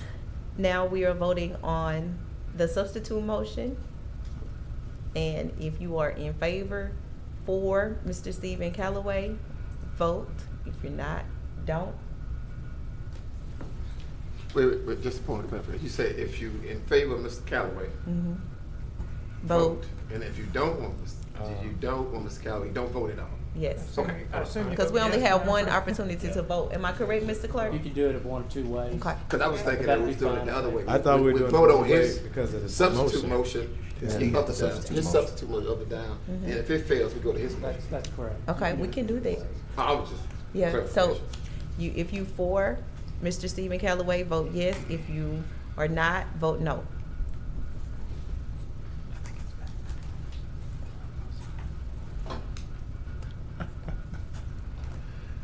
Oh, 5-5. Make this up. What's wrong with America? Okay. So now we move. Still 5. Original motion to support Mr. Captain Thomas Murphy. What is the pleasure of the commissioners over You only there? get to vote one time though, right? Well, no, we did it the Vote other yes or way. no. You can vote either time now. You vote yes or no? If you're for it, vote yes. told me nothing. I wish somebody would And have that said passes. something. Put me on the yes vote too, Todd. I just wanted to yield to whatever the folks in that area wanted. It don't matter. And Captain Thomas Murphy will continue to serve. Okay, Mr. Clerk? All right, we have no new business. Move to communications committee reports. Gerald just left with his committee report. So, Commissioner Stephen Jackson. Yes, I just want to, and I'm gonna have to leave in a minute. Providence House is having their graduation tonight, so if you can get a chance to stop by there, and wanted to just make sure we emphasize that. Henri, if you could, that information that I sent over to you, I'll get you the information to contact those individuals for those groups, and I'm glad we got a chance to clear that up. So, and I didn't get a chance. I thought we were having the NGO meeting after. 2 o'clock. No, it was early. But I apologize for not making it. I see. Huh? No, but I'll get with you on it. And I see Pam and Wendy. I'm not going. We're gonna, Dr. Wilson, if we could schedule a meeting with Shrek. I thought we'd be out by 5, but they've indulged us here. And if we could set a meeting up, I don't know what their flexibility is tomorrow afternoon, but I'm flexible probably about 2 o'clock tomorrow afternoon if you are. I don't know if you work on Fridays. We got a function at 2. Who got a function at 2? I wasn't invited. Oh, my bad. You can come. He's upstairs. Well, just at your earliest convenience, if we can set something up. Like I said, I didn't know we were going to run over this long. So yes, please. And if we have to do it Monday, I'm free tomorrow at 8, but I can't guarantee I'll be there on time. Thank you. Thank you. Thank you. Appreciate it. Thank you, Madam President. Thank you, sir. Commissioner Leon Carthorne? Yeah, I just want to let the body know that we're going to have an economic development meeting April 1st at 1 o'clock in the conference room in the back. And the topics of discussion are going to be the opportunity zones and a presentation from a local group. I bring this up and I mention this because someone was speaking to this earlier about if the people from GDC wanted to come, well, we got a meeting on April 1st and they need to come back. Thanks. Commissioner John Atkins? Thank you, Madam President. I just wanted to say that,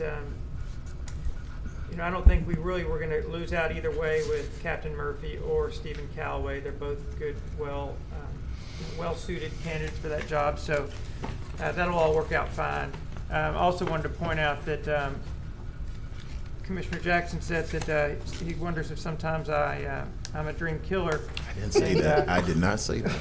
I'll just say, Commissioner Jackson, I may not always support dreams, but I do try to be supportive of, I'll just call them realistic aspirations. And I did not say that. All right, thank you, Madam President. America is an aspirational place. Commissioner Lyndon B. Johnson? Realistic aspirations. Realistic. Yeah. There you go. That's the word. Todd, I want to schedule an animal services meeting. I know this is going to shock everybody, but an animal services meeting on April the 4th, 2 o'clock. And then a long-range committee meeting April 1, after work session. After the work session.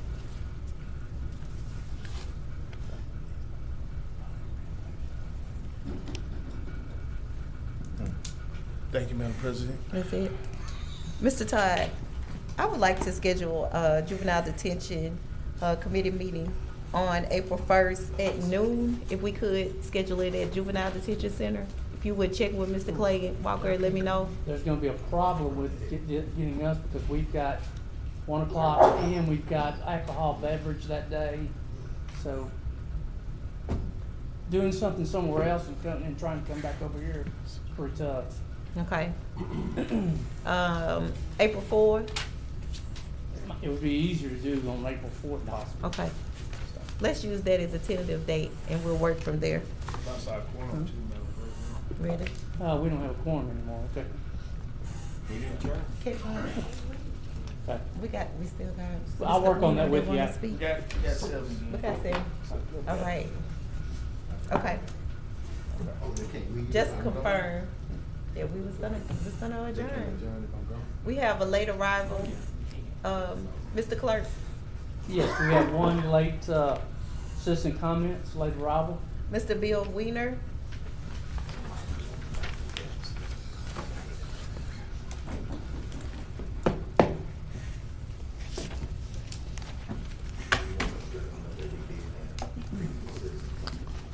I apologize, Bill Weiner, number 2 Longleaf Lane, Shreveport, Louisiana.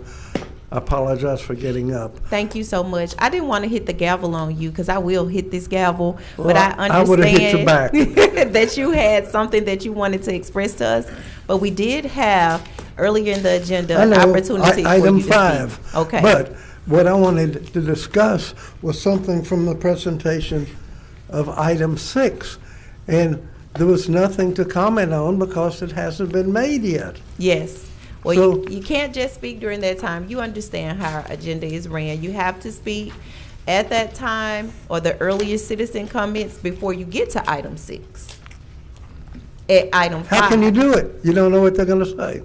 Well, you just have to generate your comments on what you generally want to speak on. Okay, before I leave, instead of making my presentation, Mhm. the committee that you're going to have, is it going to be open to the public, all the meetings? All our meetings are open. Every The single committee one. meetings? Okay. Will the public be able to comment? Yes. Okay. Then I'll speak there. But what we saw in that presentation was nothing more than a letter to Santa Claus. There were no definitive information as to architectural design, layout, demographics, cost, what part of it's going to be taxed, what part of it isn't. I've been working on cross-bow to preserve it for over 50 years, and I'm pretty familiar with the plans. And this was just a concept, and there was no way to rebut anything until you heard it, because I knew they were going to talk about something, but they got told not to talk about it because that group was not supporting them, and they didn't. But I was going to talk about that, but it's just like a railroad. But if the committee allows public input and public presentation on an equal basis, they had 15 minutes, so you'd need at least that. Thank you. Thank you, Mr. Weiner. I entertain a motion to adjourn. So move to adjourn. Okay, meeting is adjourned.